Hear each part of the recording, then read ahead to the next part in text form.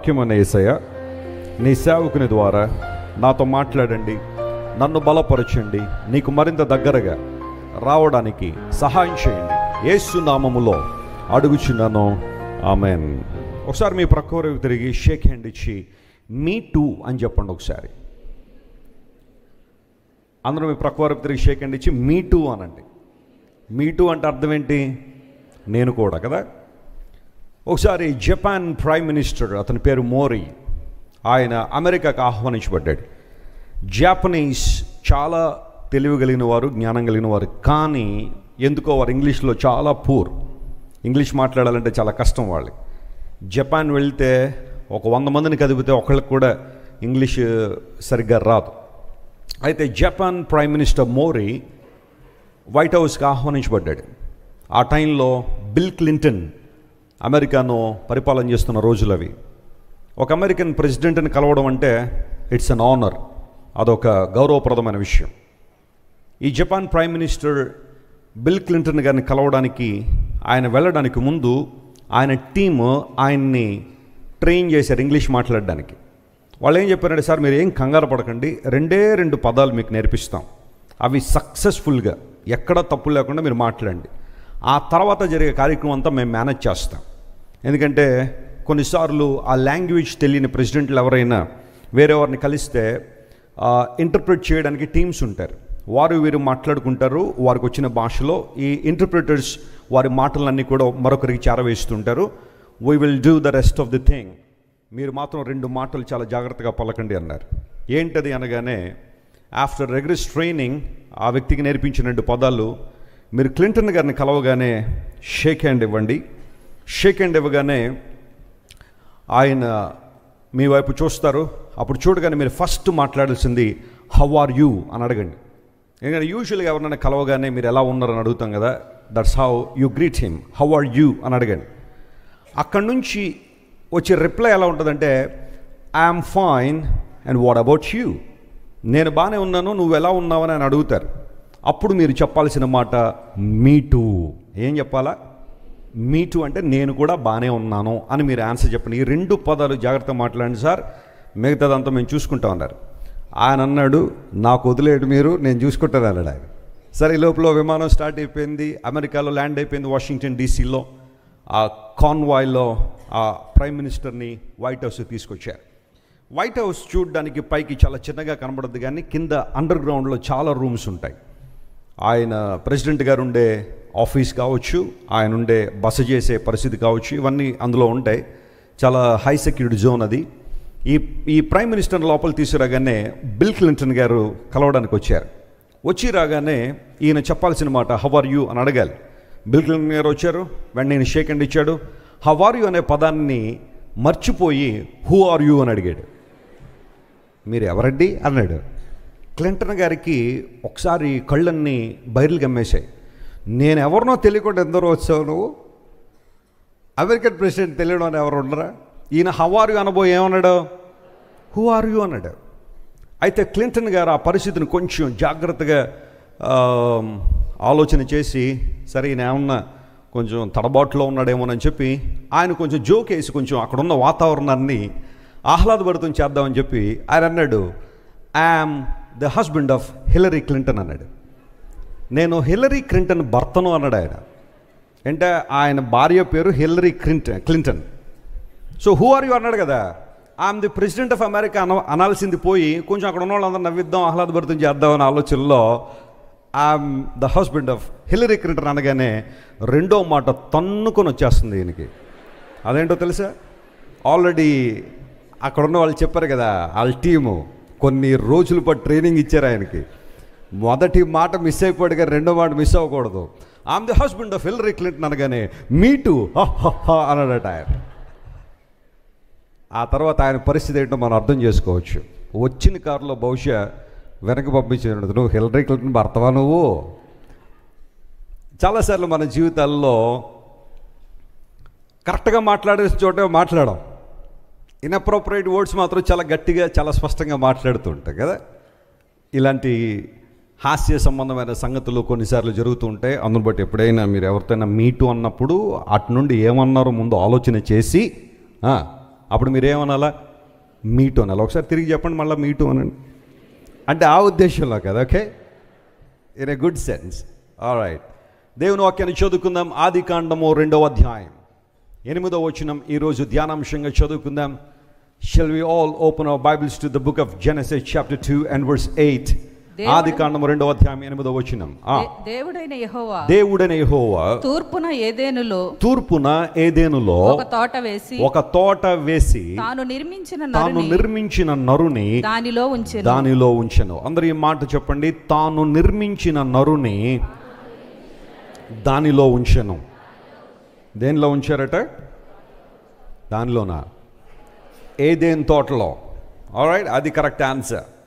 ఆదికాండం 2వ అధ్యాయంలో దేవుడు మనిషిని ఏ విధంగా కలుగు చేశాడు, మానవుని ఏ విధంగా సృష్టించారనే విషయం కొంచెం విపులీకరించబడింది. జెనసిస్ చాప్టర్ 1లో సమ్మరీ మనం చూస్తాం. దేవుడు సృష్టిని ఏ విధంగా చేశారు, ఒకదాని వెంబడి ఒకటి దేవుడు ఏ విధంగా సృష్టించారో ఆదికాండంలో ఆ ఆర్డర్ అంతా మనం చూస్తాం మొదటి అధ్యాయంలో. 2వ అధ్యాయం దగ్గరికి వచ్చేసరికి ఇంకొంచెం ఎక్స్ప్లెనేషన్ అక్కడ మనకు కనబడుతుంది. ఎవరైనా తీసేసి రాసే అలవాటు ఉంటే ముందు సమ్మరీ రాయాలి. మీరు రాయాలనుకున్న తీసేసి సంబంధించిన సమ్మరీ మొదటి పేజీలో రాయాల్సి ఉంటుంది. అది చూడగానే ఆ లోపల ఉన్న కాంటెంట్ ఏంటో చాలా ఈజీగా అర్థమైపోవాలి. ఆ తర్వాత లోపల ఎక్స్ప్లెనేషన్లోకి వెళ్ళాలి.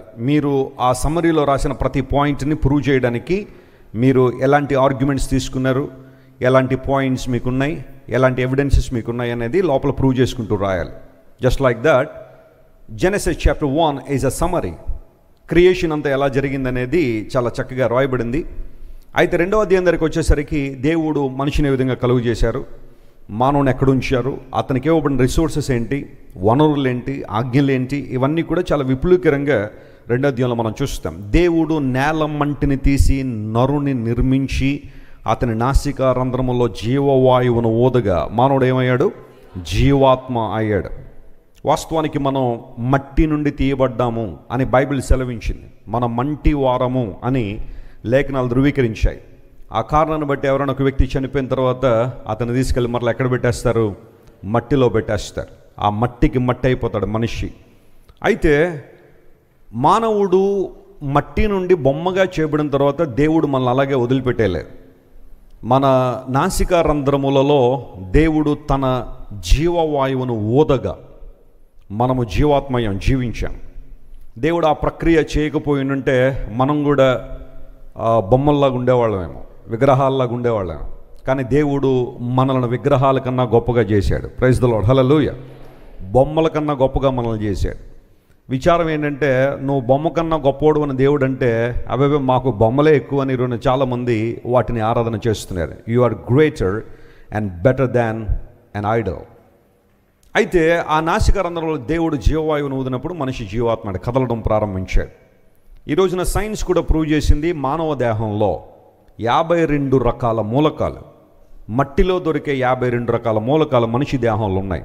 మన వెంట్రుకలు కొన్ని ఎలిమెంట్స్తో చేయబడ్డాయి.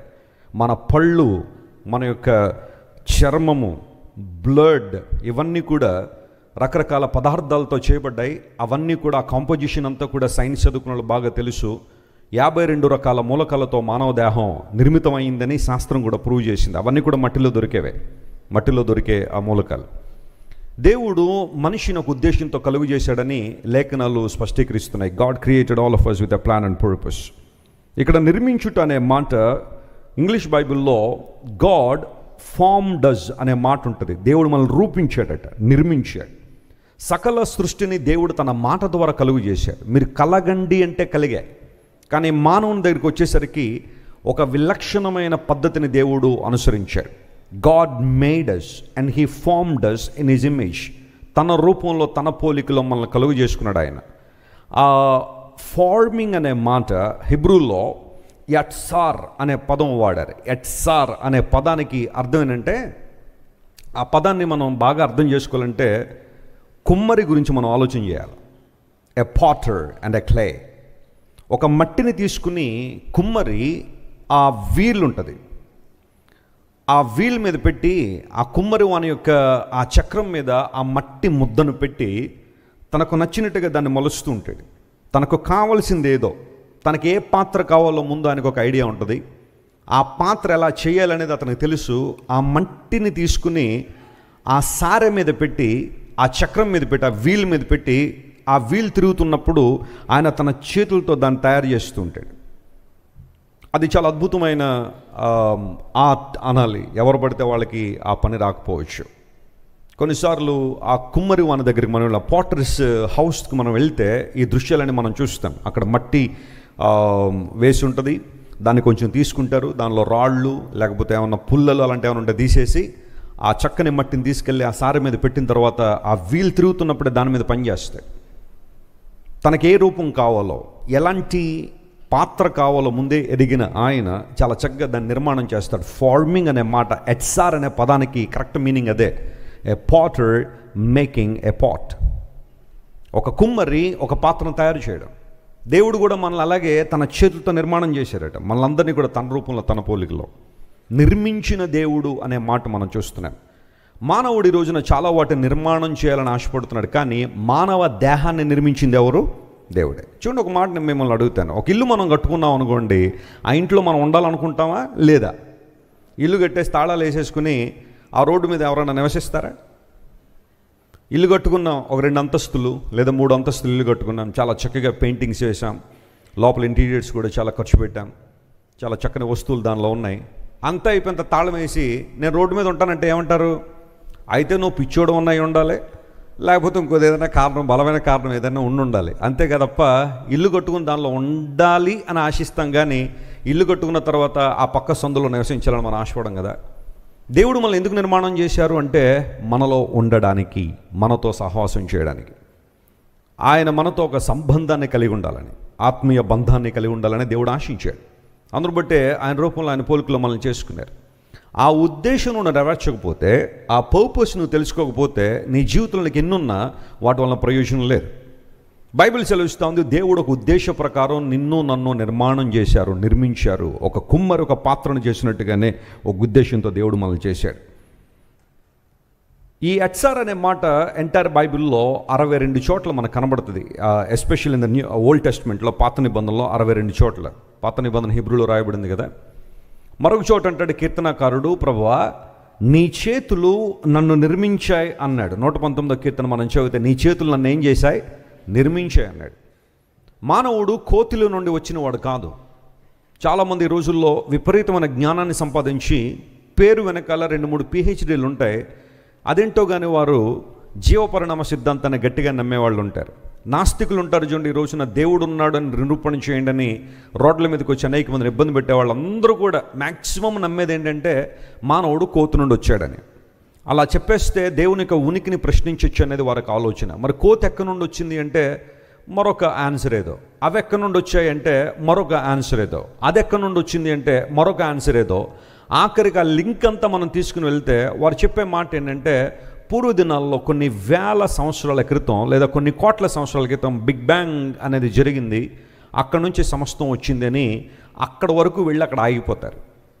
ఆ తర్వాత మరి ఆ చిన్న కణం, ఆ బిగ్ బ్యాంగ్ జరగడానికి ఉపయోగపడే ఆ కణం ఎక్కడి నుండి వచ్చింది అంటే వాళ్ళ దగ్గర సమాధానం లేదు. సైన్స్ కొన్నిసార్లు మనిషి జీవితాన్ని సుగమం చేస్తుంది అనుకుంటాం, కానీ ఆ సైన్స్ నుండి దేవుణ్ణి ప్రక్కన పెట్టేస్తే చాలా కాంప్లికేటెడ్ థియరీస్ ఉంటాయి. దేవుణ్ణి నమ్మినప్పుడే సైన్స్కి అర్థం ఉంది, విజ్ఞానానికి అర్థం ఉంది. నేను చాలాసార్లు మీకు చెబుతున్నాను, సైన్స్ గొప్పదా దేవుడు గొప్పవాడు అంటే ఖచ్చితంగా దేవుడే గొప్పవాడు. ఎందుకోసం అంటే ఆయన సృష్టించిన వస్తువులను ఆలోచించడమే సైన్స్. పక్షులు ఉన్నాయి కాబట్టి పక్షులను అధ్యయనం చేసే శాస్త్రం ఉంది. చెట్లు ఉన్నాయి కాబట్టి చెట్లను అధ్యయనం చేసే శాస్త్రం ఉంది. మనిషి ఉన్నాడు కాబట్టి హ్యూమన్ ఆంథ్రోపాలజీ అధ్యయనం చేసే శాస్త్రం ఉంది. నక్షత్రాలు ఉన్నాయి కాబట్టి నక్షత్ర శాస్త్రం, ఖగోళ శాస్త్రం ఉంది. జీవులు ఉన్నాయి కాబట్టి, లేదా సూక్ష్మ క్రిములు ఉన్నాయి కాబట్టి సూక్ష్మ క్రిములను అధ్యయనం చేసే శాస్త్రం, బ్యాక్టీరియాలజీ, ఇవన్నీ కూడా ప్రపంచంలో ఉన్నాయి. అంటే మానవుడు సృష్టించబడిన వస్తువులను ఆలోచన చేసి అవే గొప్ప అనుకుంటే వాటిని కలుగు చేసిన దేవుడు చాలా గొప్పవాడు అనేది బైబిల్ చెబుతున్న మాట. పౌలు మహాశయుడు కూడా అంటాడు, if you want to know the eternal power of God and his divinity, think about this universe. దేవుని యొక్క నిత్యత్వము, ఆయన దైవత్వాన్ని అర్థం చేసుకోవాలి అంటే, ఆయన నిత్యశక్తి మరియు దైవత్వాన్ని అర్థం చేసుకోవాలంటే సృష్టించబడిన వస్తువులను ఆలోచించండి. Think about them. సృష్టించబడిన వస్తువులను పూజించడం వల్ల అనే మాట వాడలేదు బైబిల్. లేదా వాటికి నీ తల వంచి నిలబడి వాటి ముందు నేను చాలా తక్కువ అని అనుకోవడం వల్ల కాదు నువ్వు సృష్టికర్తను తెలుసుకునేది. Think about them and they will certainly lead you to God. దేవుని దగ్గర నేను నడిపిస్తాయి. మానవుడు ఒక ఉద్దేశంతో కలిగి చేయబడి మనం కోతి నుండి వచ్చిన వారం కాదు, లేదా ఒక ర్యాండమ్ సెలక్షన్లో సెలెక్ట్ చేయబడిన వాళ్ళం కాదు, లేదా ఒక ల్యాబొరేటరీలో ఒక కెమికల్ ప్రాసెస్ ద్వారా మనం వచ్చిన వాళ్ళం కాదు. దేవుడు ఒక ఉద్దేశంతో మళ్ళీ అందరు నిర్మాణం చేశాడు. ఒకవేళ కొంతమంది అనుకున్నట్టుగా మానవుడు కోతి నుండే కనుక వచ్చి ఉంటే, లేదా ఒక ల్యాబొరేటరీలో కనుక మనం తయారు చేయబడి ఉంటే, ఈ లోకంలో పుట్టిన ఏ మనిషికి కూడా పర్పస్ లేదు, పుట్టిన ఏ మనిషికి పరమార్థం లేదు. జంతువులు ఎలాగో మనం కూడా అలాగే అన్నట్టుగానే బ్రతకాలి. కానీ బైబిల్ మనకిచ్చిన ఒక డిగ్నిటీ ఏంటంటే, we're far greater than animals and birds and reptiles and all the living creatures on this earth. ఈ భూమి మీద ఉన్న సకల ప్రాణుల కన్నా మానవ జన్మ చాలా చాలా ఉత్కృష్టమైన జన్మ. ఎందుకు మానవ జన్మ ఉత్కృష్టమైంది అంటే, సర్వోత్తమమైనది అంటే, మానవుడు దేవుని రూపంలో ఆయన పోలికలు ఏం చేయబడ్డాడు? కలుగు చేయబడ్డాడు. ఇదే మాటను దేవుని వాక్యం ధృవీకరిస్తోంది. తాను నిర్మించిన మనిషిని దేవుడు ఏదెను అనే తోటలో దేవుడు ఉంచాడు. దేవుడు మనిషిని కలుగు చేశాడు కాబట్టి మనిషికి కావలసిన ప్రాథమిక అవసరాలన్నీ కూడా ఎవరు తీర్చారో? దేవుడే తీర్చాడు. ఎక్కడైనా ఆదాం అడిగినట్టుందా, ప్రభువా నాకు మంచి తోట కావాలి, లేదా నాకు మంచి నీళ్లు కావాలి, మంచి ఆహారం కోసం ఈ వృక్ష సంపద అంతా సృష్టించు, నాకు సమ్మర్లో ఈ ఫ్రూట్స్ కావాలి, వింటర్లో అవి కావాలి, ఇప్పుడు ఈ వాటర్ తాగుతాను, కొంచెం 2-3 నెలల తర్వాత ఆ వాటర్ కావాలని ఏదైనా అడిగినట్టు బైబిల్లో మనం చూస్తామా? God provided everything that Adam needs. ఆదాముకు కావలసిన సమస్తాన్ని కూడా దేవుడే ఏం చేశాడు? సమకూర్చాడు. ఆఖరికి తనకు కావలసిన సాటి అయిన సహాయాన్ని కూడా దేవుడే ఏం చేశాడు? తీసుకొచ్చాడు. ఆదాము ఎక్కడ అడిగి ఉండకపోవచ్చు, ప్రభువా నాకు సాటి అయిన సహాయం లేదు, చాలా ఇబ్బంది పడిపోతున్నాను, కొంచెం ఏదో విధంగా నాకు సాటి అయిన సహాయం కావాలని అడిగినట్టుగా ఎక్కడ మనం బైబిల్లో చూడం. కానీ God's plan is that God provided a beautiful life partner to Adam so that they could serve together. వారిద్దరూ కలిసి దేవుని ఆరాధించినట్లుగా, ఆయన గణపరిచినట్లుగా దేవుడు సాటి అయిన సహాయాన్ని ఆయనే డిజైన్ చేసి, ఆయనే ప్లాన్ చేసి ఆదాము దగ్గర తీసుకొచ్చాడు. మనిషికి కావలసిన అవసరాలన్నీ కూడా దేవుడు తీర్చడానికి ఆయన కంకణబద్ధుడు. కారణం ఏంటంటే మానవుని దేవుడు కలుగు చేశాడు కాబట్టి. నేను నిర్మించిన లేదా తాను నిర్మించిన ప్రజలను దేవుడు ఏదెన్ తోటలో ఉంచాడు. ఆదామును హవ్వను ఏదెన్ తోటలో దేవుడు ఉంచాడు. మనము దేవుని ద్వారా నిర్మాణం చేయబడ్డాం, నిర్మించబడ్డాము అని బైబిల్ చాలా క్లియర్గా సెలవిస్తూ ఉంది. నేను అనుకున్న టాపిక్లోనికి వెళ్ళకముందు కొన్ని విషయాలు చెప్తాను, జాగ్రత్తగా గమనించండి. ఒక క్రియేటర్ లేదంటే ఒక ఇన్వెంటర్ ఒక ఫోన్ తయారు చేశారంటే అది సక్రమంగా వినియోగించబడాలనే ఉద్దేశంతోనే ఫోన్ తయారు చేస్తాడు. దేవుడు మనిషిని నిర్మాణం చేసిన ఈ ప్రక్రియను మనం గమనిస్తే లేఖనాల్లో కొన్ని మాటలు ఉన్నాయి. రిఫరెన్స్లు చదవాలని కాదు కానీ నేను అవుట్లైన్స్ ఇస్తాను, జాగ్రత్తగా గమనించండి. బైబిల్ ఏం చెబుతుంది అంటే, దేవుడు మన నిర్మాణం చేశాడు గనుక మనం ఎవరి కోసం బ్రతకాలి? ఆయన కోసం బ్రతకాలి. ఒకవేళ మనం సాతాను ద్వారా చేయబడి ఉంటే సాతాను కోసం బ్రతికేవాళ్ళేమో, కానీ దేవుని చేత చేయబడ్డాం కాబట్టి మనం ఎవరి కోసం బ్రతకాలి? దేవుని కోసం బ్రతకాలి, ఆయన కోసం జీవించాలనేది బైబిల్ సెలవిస్తున్న మాట. లేఖనాల్లో చక్కని మాట ఉంటుంది, దేవుడు మన హృదయాన్ని నిర్మించాడట. చెప్పండి, ఏం నిర్మించాడు? ఆయన మన హృదయాన్ని నిర్మించాడు. అందరికీ హృదయం ఉందా? ఇక్కడ ఎవరికైనా హృదయం లేని వాళ్ళు ఎవరైనా ఉన్నారా? మొన్న ఎవరికైనా అప్పు ఇచ్చేసానని అంటారా? అందరికీ హార్ట్ ఉంది కదా. 33వ కీర్తన 15వ వచనంలో ఆ మాట ఉంటుంది, దేవుడు మన హృదయములను ఏకరీతిగా నిర్మాణం చేశాడనే మాట అక్కడ రాయబడింది. ఏకరీతిగా అంటే ప్రతి ఒక్కరికి దేవుడు హృదయాన్ని ఇచ్చాడు, ప్రతి ఒక్కరికి దేవుడు హార్ట్ ఇచ్చాడు. గుండె, తెలుగులో హార్ట్ అనే పదాన్ని 2 మాటలతో మనం ట్రాన్స్లేట్ చేయొచ్చు. ఒకటి గుండె, భౌతిక సంబంధమైన గుండె, రక్త ప్రసరణకు ఉపయోగపడే గుండె మనలో ఉంది. At the same time heart అనే పదానికి మరొక ట్రాన్స్లేషన్ ఏంటంటే హృదయము. మన ఎమోషన్స్ అన్నీ కూడా అక్కడే ఉంటాయి, మన ఎమోషన్స్ అన్నీ అక్కడే ఉంటాయి. ఇప్పుడు దేవుడు హృదయాన్ని నిర్మించాడు అంటే ఆ హృదయం ఎవరికి ఇవ్వాలి? దేవునికి ఇవ్వాలి. ఆ కారణాన్ని బట్టి బైబిల్ సెలవిస్తూ ఉంది, హృదయం అనే తలుపు నొద్ద ఉండి దేవుడు ఏం చేస్తాడంట? తడుతూ ఉన్నాడు. ఎవరైనా నా స్వరం విని తలుపు తీస్తే నేను లోపలికి వస్తానని. దేవుడు హృదయాన్ని నిర్మించాడు గనుక ఈ హృదయంలో దేవుణ్ణి పెట్టుకున్నప్పుడే మన జీవితాలకు సార్థకత, మన నిన్ను ప్రక్కన పెట్టేసి దేవుని ప్రక్కన పెట్టి మరి ఏదైనా మన హృదయంలో తీసుకొచ్చామంటే అది మనకు భారమే కానీ మనకు ఆశీర్వాదము కాదు. బహుశా కొంతమంది తమ హృదయం నిండా ధనాన్ని పెట్టుకున్నారేమో. నీ ధనం ఎక్కడ ఉండునో నీ హృదయం అక్కడ ఉండును అన్నాడు కదా. కొంతమందికి లాకర్స్ ఉంటాయి, లాకర్స్లో డబ్బుల్లోనూ బంగారం పెడుతూ ఉంటారు. రోజుకు ఒక్కసారైనా దాని గురించి ఆలోచన చేస్తారా? చేయరా? ఖచ్చితంగా చేస్తారు. లేదా ఒకవేళ ఇంట్లోనే ధనం ఉందనుకోండి, కొంతమంది దృష్టి అంతా ఎప్పుడు ఉంటుంది? దేని మీద ఉంటుంది? దాని మీదే. ఒక చోట ధనం పెట్టారనుకోండి, ఎవరైనా ప్రక్క వెళ్తుంటే వీళ్ళకి ఏమొచ్చేస్తూ ఉంటుంది? టెన్షన్. భర్త వెళ్ళినా కానీ ఏమో ఎక్కడ తీసేస్తాడో నా భర్త డబ్బులని. కొంతమందికి ఆలోచన. ధనం ఎక్కడ ఉంటుందో హృదయం అక్కడే ఉంటుంది. కొంతమంది హృదయాన్ని ధనంతో నింపుకుంటారు, మరికొంతమంది హృదయాన్ని లోక సంబంధమైన విషయాలతో, లోక సంబంధమైన అనుభవాలతో నింపుకుంటూ ఉంటారు. మరికొంతమంది హృదయాన్ని కొంతమంది వ్యక్తులతో నింపుకునే వాళ్ళు ఉంటారేమో. తరచుగా చెబుతూ ఉంటాను, ఎప్పుడైనా హాస్పిటల్కి వెళ్ళినప్పుడు ఒక స్కానింగ్ కానీ లేకపోతే ఒక ఈసీజీ కానీ ఇలాంటివి ఏమైనా తీస్తే ఈసారి వాటితో పాటుగా లోపల ఎవరెవరు ఉన్నారో లిస్ట్ వచ్చేసింది అనుకోండి, చచ్చిపోవడానికైనా సిద్ధమే కానీ అది తీయించుకోవడానికి మాత్రం ఏం చేయరు కొంతమంది, ఇష్టపడరు. ఎందుకోసం అంటే ఏమోనండి ఎవరెవరి పేర్లు బయటకు వచ్చేస్తాయో. మన హృదయాల్లో ఎవరికి చోటిస్తున్నాను? If you can place your God who formed you and made you in his likeness, you will see the purpose of your life. You will understand the reality of your life. హృదయాన్ని నిర్మించిన దేవునికి హృదయాన్ని ఇవ్వడం అది పెద్ద గొప్ప త్యాగం ఏం కాదు. ఎందుకంటే he has a right to have your heart. నీ హృదయంలో నివసించడానికి దేవునికి అధికారం ఉంది. ఎందుకంటే హృదయాన్ని నిర్మించిన వాడు ఆయన కనుక. ఆయన బలవంతంగా ప్రతి హృదయంలోకి వచ్చేయగలడు, కానీ ఆయన రాడు. ఎందుకంటే నా దేవుడు రాజు. హల్లెలూయా. ఆయన గౌరవప్రదమైన దేవుడు. ఆయన బలవంతంగా వచ్చేసేవాడు కాదు. నేను నిర్మాణం చేశాను కాబట్టి నువ్వు అవునన్నా కాదన్న హృదయంలోకి వచ్చేస్తానని దేవుడు అనేవాడు కాదు. తలుపు నద్దుండి తట్టుచున్నానని అర్థం తెలుసా? If you give consent to him, if you can agree to invite Jesus in your heart, then he will come. చాలామందిలో ఈ ప్రశ్న ఉంటుంది, వెస్లీ గారు మనకెందుకండి ఈ పాటలు? బైబిల్కి చెప్పాల్సిన అవసరం ఏంటంటే దేవుడు అందరినీ ఒక్కసారి పరలోకమున ఆయన చేయాలని లోకంలో జనులంతా మారిపోవును గాక అంటే మారిపోరండి. మనకెందుకండి ఇంత ప్రయాస? మీకెందుకంటే రోజు ఆ ప్రాంతం ఈ ప్రాంతం తిరిగి ఈ ప్రయాణం, ఇంత దేవుని వాక్యాన్ని చెప్పాల్సిన పరిస్థితి? మేమందరం ఏమో మేము సంపాదించిన ధనాన్ని ఎంతో కొంత దేవుని సేవకు ఎందుకు ఇవ్వాల్సిన పరిస్థితి ఉంది? దేవుడే కనుక పైనుండి ప్రజలారా మారిపో. If you can show your consent to have Jesus in your heart, he can come and dwell in your heart. ఆయన వస్తారు, నీ హృదయంలో నివసిస్తారు. హృదయాన్ని నిర్మించిన దేవునికి హృదయాన్ని ఇవ్వడం పెద్ద త్యాగం కాదు. అది మన యొక్క ఒక మాటలో చెప్పాలంటే మనం చేయాల్సిన పని, దేవునికి మన హృదయాన్ని ఇవ్వడం.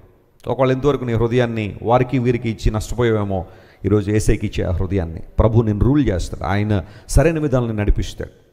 రెండో మాట ఉంటుంది బైబిల్లో, చాలా జాగ్రత్తగా గమనించండి. 94 కీర్తన 9వ వచనం మనం చదివితే, చెవిని కలుగజేసిన వాడు వినకుండునా, కంటిని నిర్మించిన వాడు కానకుండునా. మన కంటిని నిర్మించింది ఎవరట? దేవుడే. హృదయాన్ని నిర్మించాడు కాబట్టి హృదయాన్ని దేవునికి ఇవ్వాలా, ఆయనకు చోటు ఇవ్వాలి. ఇప్పుడు కంటిని నిర్మించిన దేవుడు అని బైబిల్లో ఉంది కాబట్టి ఈ కన్నులు దేనికోసం వాడాలి? అందరూ చెప్పండి, నా వైపు తిరిగి చెప్పండి, అందరూ చెప్పండి. దేనికోసం వాడాలి ఈ కన్నులు? వ్యర్థమైన వాటిని చూడడానికే, వ్యర్థమైన నవలలు చదవడానికే, లోక సంబంధ పుస్తకాలు చదవడానికే ఈ కన్నులు ఉపయోగించేది.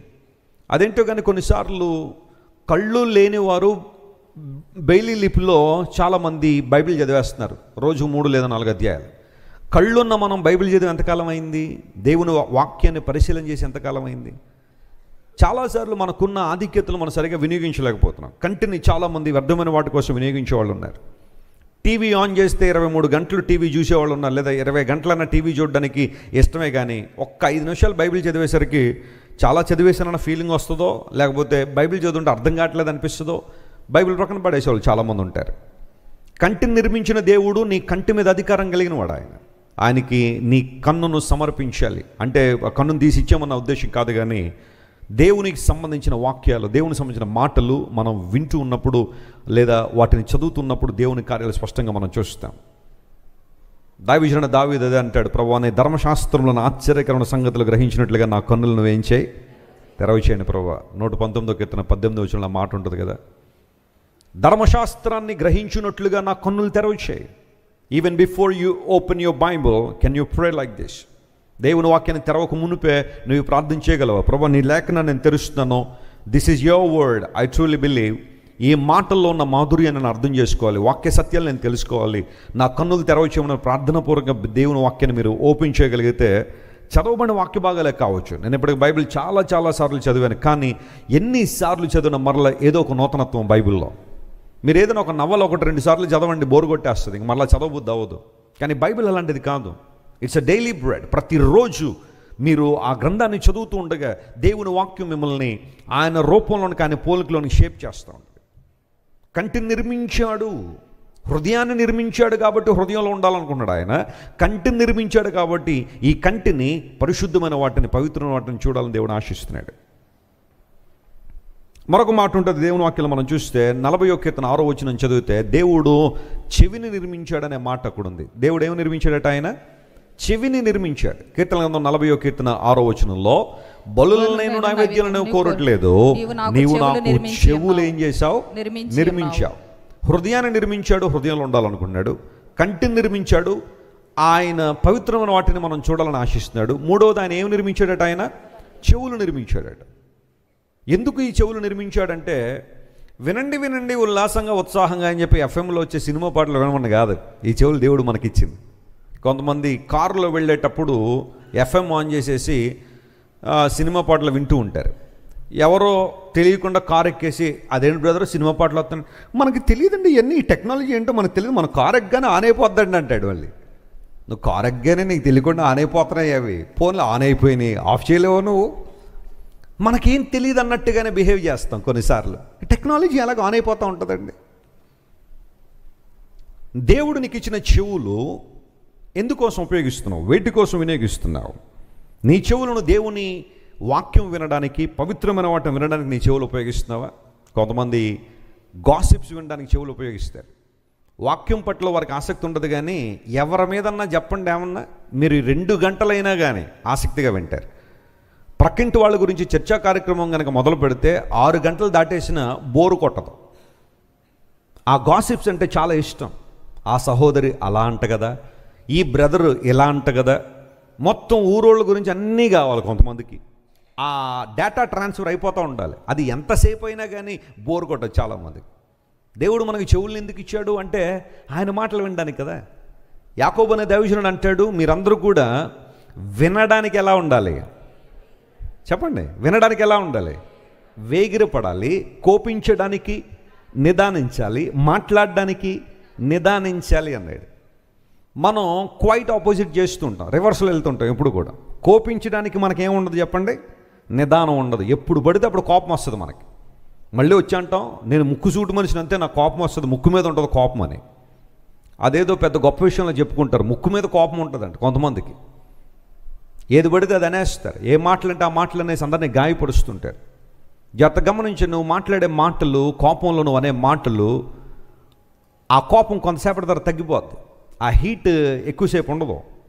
కానీ నువ్వు మాట్లాడిన ఆ మాటలు ఎదుటి వాడిని గాయపరుస్తూ చూసావా, ఆ గాయాలు నీ కోపం తగ్గినంత ఈజీగా తగ్గవు, జీవితకాలం బాధిస్తూనే ఉంటాయి ఆ మాటలు.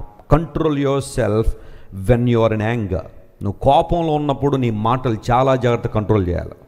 ఆ టైంలో నువ్వు మాట్లాడే మాటలు జీవితాలను పాడు చేసేస్తాయి, నాశనం చేసేస్తాయి, చాలామందిని అణగదొక్కేస్తాయి. కోపంలో ఏది పడితే అది మాట్లాడేసి నేను ఇంతే అని అంటే కుదరదు. కొంతమంది ఇష్టానుసారం మాట్లాడేసి చివరిలోకి వచ్చి ఐఎమ్ సారీ, నువ్వు సారీ చెప్పినంత ఈజీ కాదు వారు ఆ మాటలు మర్చిపోవడం. కళ్ళు మూసుకుంటే అవే గుర్తొస్తూ ఉంటాయి. రాత్రులు పడుకుంటే చాలామంది నిద్ర పట్టదు. చాలా జాగ్రత్త సుమా. కోపంలో ఉన్నప్పుడు మీ మాటలు చాలా కంట్రోల్లో ఉండాలి. అందును బట్టే ఆ కంట్రోల్లోకి రావాలంటే కోపం వచ్చినప్పుడు మోకాళ్ళు వేసేయాలి, దేవుని సొంత మోకరించి ఏం చేయాలా? ప్రార్థన చేయాలి. దేవుడు నీకు జయం ఇస్తాడు. మాట్లాడడానికి ఎలా ఉండాలట? నిదానించాలి. Think twice before you speak whatever you speak. నువ్వు మాట్లాడే ముందు 2 సార్లు ఆలోచన చేయి. ఈ మాట ఉపయోగమా కాదా? ఈ మాట ప్రయోజనకరమా కాదా? ఈ మాట ఇతరులకు ఆశీర్వాదమా కాదా? ఈ మాట నా దేవునికి ఇష్టమా కాదా? ఈ ఫిల్టర్లు వేసుకుని కనుక నువ్వు మాట్లాడితే నీ మాటలు వినడానికి చాలామంది వేగిరపడతారు. అలా కాని పక్షంలో నువ్వు నోరు తెరిస్తే ఆ మాటలు ఏ ఒకరికి ప్రయోజనం ఉండదు. మీరు వినడానికి వేగిరపడండి, మాట్లాడడానికి నిదానించండి, కోపించడం నిదానించండి. సర్వసాధారణంగా స్త్రీలు ఒక రోజులో 24,000 మాటలు దగ్గరగా 25,000 వేసుకొని పోను, ఒక 1000 వేసేయండి. ఇప్పుడు ఏమైంది? 25,000 మాటలు మాట్లాడతారట. పురుషులైతే 9,000 మాటలే మాట్లాడతారట. చెప్పండి. ఆ మాట ఎక్కడో అనగానే ఒక ఆమె ఉంది, మరి మేము ఏదైనా 2 సార్లు చెప్తేనే కానీ మీకేమవుదో అర్థం అవుతుంది కాబట్టి మాకు అంతసేపు మాట్లాడాల్సి వస్తుందని. పోలే మీరు సర్దుబాటు చేసుకోవడానికి ఎలాగైనా అనుకోండి, అందులో ఇబ్బంది లేదు. కానీ స్త్రీలు 25,000 మాటలు మాట్లాడతారు రోజుకి. నిజంగా ఆ మాటలు ఒక ఇన్వెస్ట్మెంట్ లాంటిదే. The words that you're speaking every day is like an investment.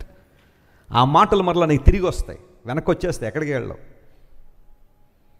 పురుషులు కొంతమంది మేము తక్కువే మాట్లాడుతాం అనుకుంటారు, కానీ కొంతమంది వారి యొక్క మౌనంతో కూడా ఏం చేస్తారు, ఇతరుల్ని బాధిస్తారు. తమ సైలెన్స్తో బాధించే వాళ్ళు చాలామంది ఉంటారు. నీ ఇంటెన్షన్స్ క్లియర్గా ఉండాలి.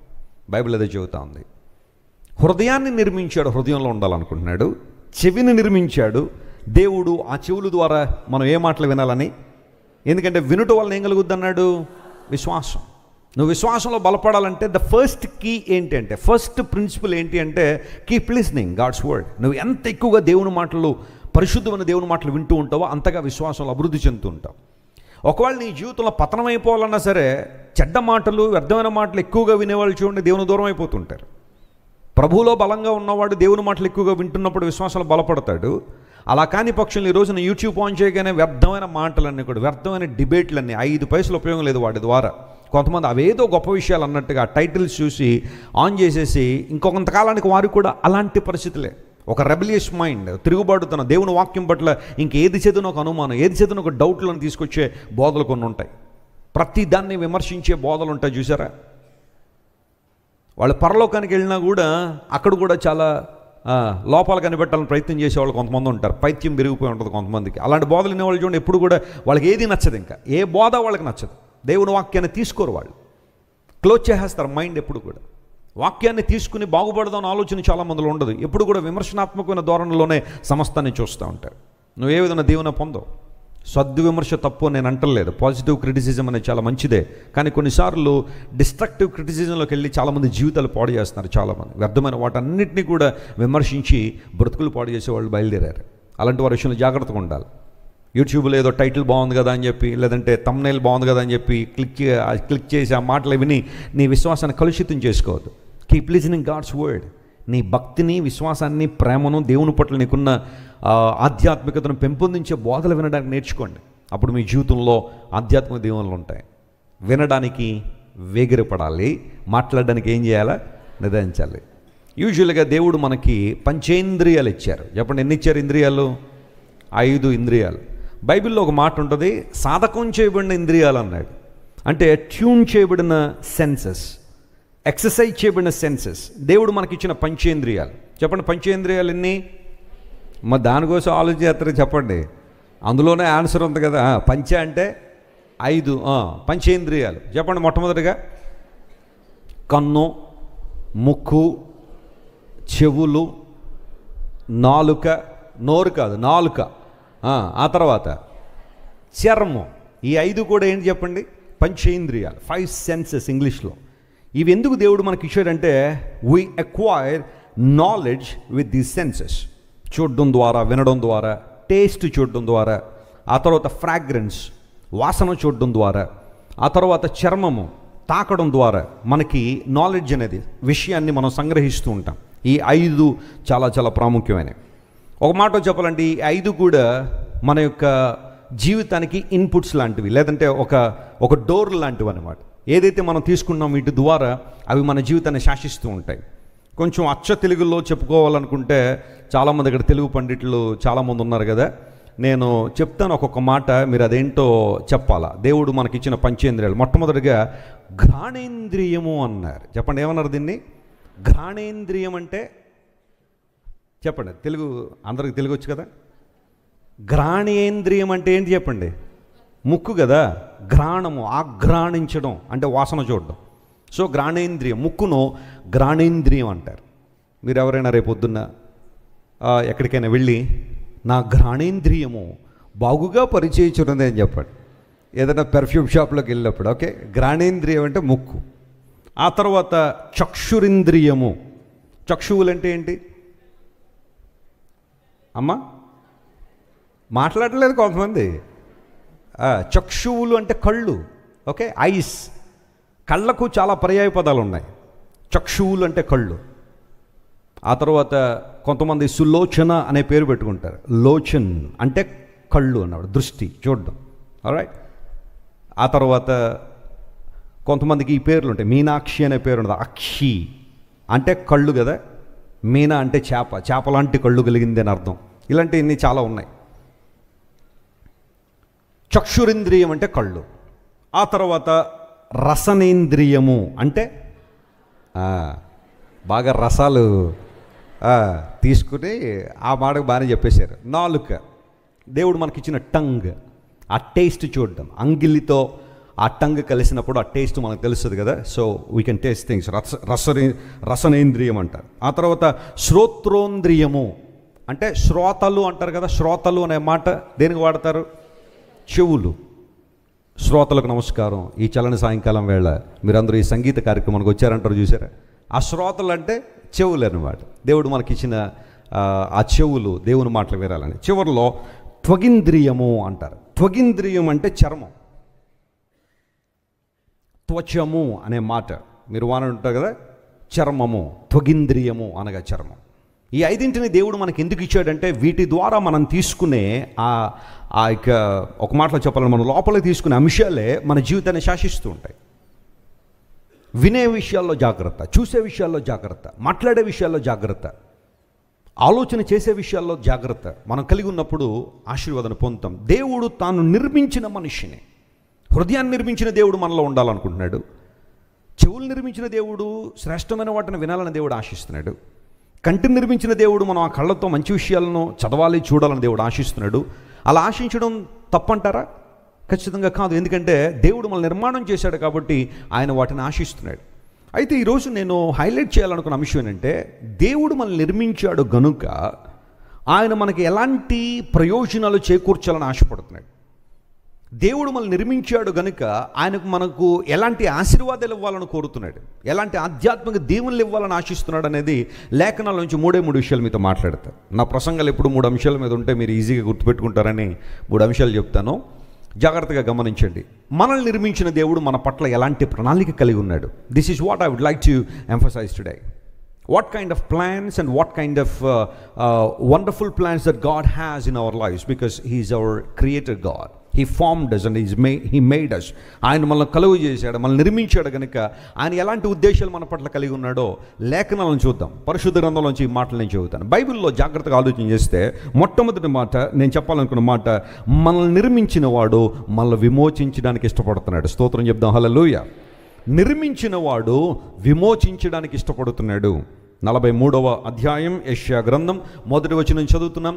The book of Isaiah chapter 43 and verse 1. దానిలో రాయబడిన మాటలో ఉంది. యెషయా గ్రంథం 43వ అధ్యాయం 1వ వచనం. అయితే యాకోబు నిన్ను సృజించిన వాడగు యెహోవా, యాకోబు నిన్ను సృష్టించిన వాడైన యెహోవా, ఇశ్రాయేలు నిన్ను నిర్మించిన వాడు. ఆ మాట అండర్లైన్ చేసుకోండి. ఇశ్రాయేలు నిన్ను ఆయన ఏం చేశాడు? నిర్మించాడు. ఇలాగూ సెలవిచ్చుచున్నాడు. ఆయన నిర్మించాడు కాబట్టి నీతో ఎలా మాట్లాడుతున్నాడు? ఏమన్నాడు అంటే నేను నిన్ను విమోచించి ఉన్నాను, భయపడకుము, పేరు పెట్టి నిన్ను పిలిచి ఉన్నాను, పేరు పెట్టి నిన్ను ఏం చేశాను? పిలిచి ఉన్నాను. నీవు నా సొత్తు, నీవు నా. స్తోత్రం చెప్పండి ఒకసారి. హల్లెలూయా. నీ పేరు దేవునికి తెలుసా లేదా? కొంతమంది మాట్లాడడం లేదు. ఎందుకు? నా పేరు దేవునికి ఏం తెలిసిందని అనుకుంటున్నారా? నీ పేరు మాత్రమే కాదు, కొంతమంది నీకు నిక్ నేమ్స్ కూడా పెట్టేవాళ్ళు ఉంటారు. కొంతమంది ఇళ్లల్లో కొంతమంది చెప్పండి నిక్ నేమ్స్ కలిగి ఉంటారు. వాటిని పెట్ నేమ్స్ అని కూడా అంటారు కదా. అవి కూడా ఎవరికి తెలుసు? దేవునికి తెలుసు. కొంతమంది మీటింగ్లలో పేర్లు పెట్టి పిలిచే సేవకులు ఉంటారు. వెళ్ళిన వాళ్ళందరిలో కాసిండి ఈరోజు దేవుడు నా పేరు పెట్టి వెళ్ళి, నా పేరు పెట్టి పిలవాలని, పిలవకపోతే డిసప్పాయింట్ అయిపోయి వెళ్ళిపోతూ ఉంటారు. నేను మాట అడుగుతాను, దేవుడికి నీ పేరు తెలుసు కదా, ఆల్రెడీ నేను పేరు పెట్టి పిలిచాడు అన్నది కదా బైబిల్లో. ఇంకెందుకు మళ్ళీ ఆ డిసప్పాయింట్మెంట్? ఆయనని పిలవలేదని చెప్పి ఆ మీటింగ్లో ఆయన నీ పేరు తెలియదు అనుకున్నావా? God knows your name. నీ పేరు పెట్టి ఆయన పిలిచాడట ఆల్రెడీ. ఆయన అంటున్నాడు, నేను నిన్ను నిర్మించాను గనుక నిన్నేం చేశాను? నేను విమోచించాను. నీవు ఇకపై నా సొత్తు, యు ఆర్ మైన్ అనే మాట దేవుడు మాట. నీవు నా సొత్తు, నీవు నా సొత్తు, యు బిలాంగ్ టు మీ. నేను నిర్మించాను కాబట్టి నిన్ను విమోచించడానికి ఇష్టపడుతున్నాను. నేను విమోచన ప్రణాళిక నెరవేర్చడానికి ఈ లోకానికి వచ్చాను. యేసుక్రీస్తు ప్రభువు 2000 సంవత్సరాల క్రితం మానవాకారంలో ఆయన ఈ లోకానికి ఎందుకు వచ్చారు? As we know, Jesus Christ came to this world as God. ఆయన దేవుడుగా మానవాకారాన్ని ధరించుకుని ఆయన లోకానికి వచ్చారు.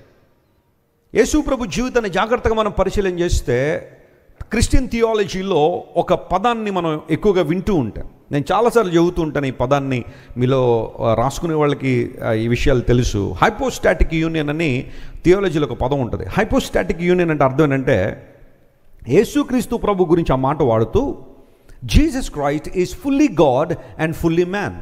He's complete God and complete man.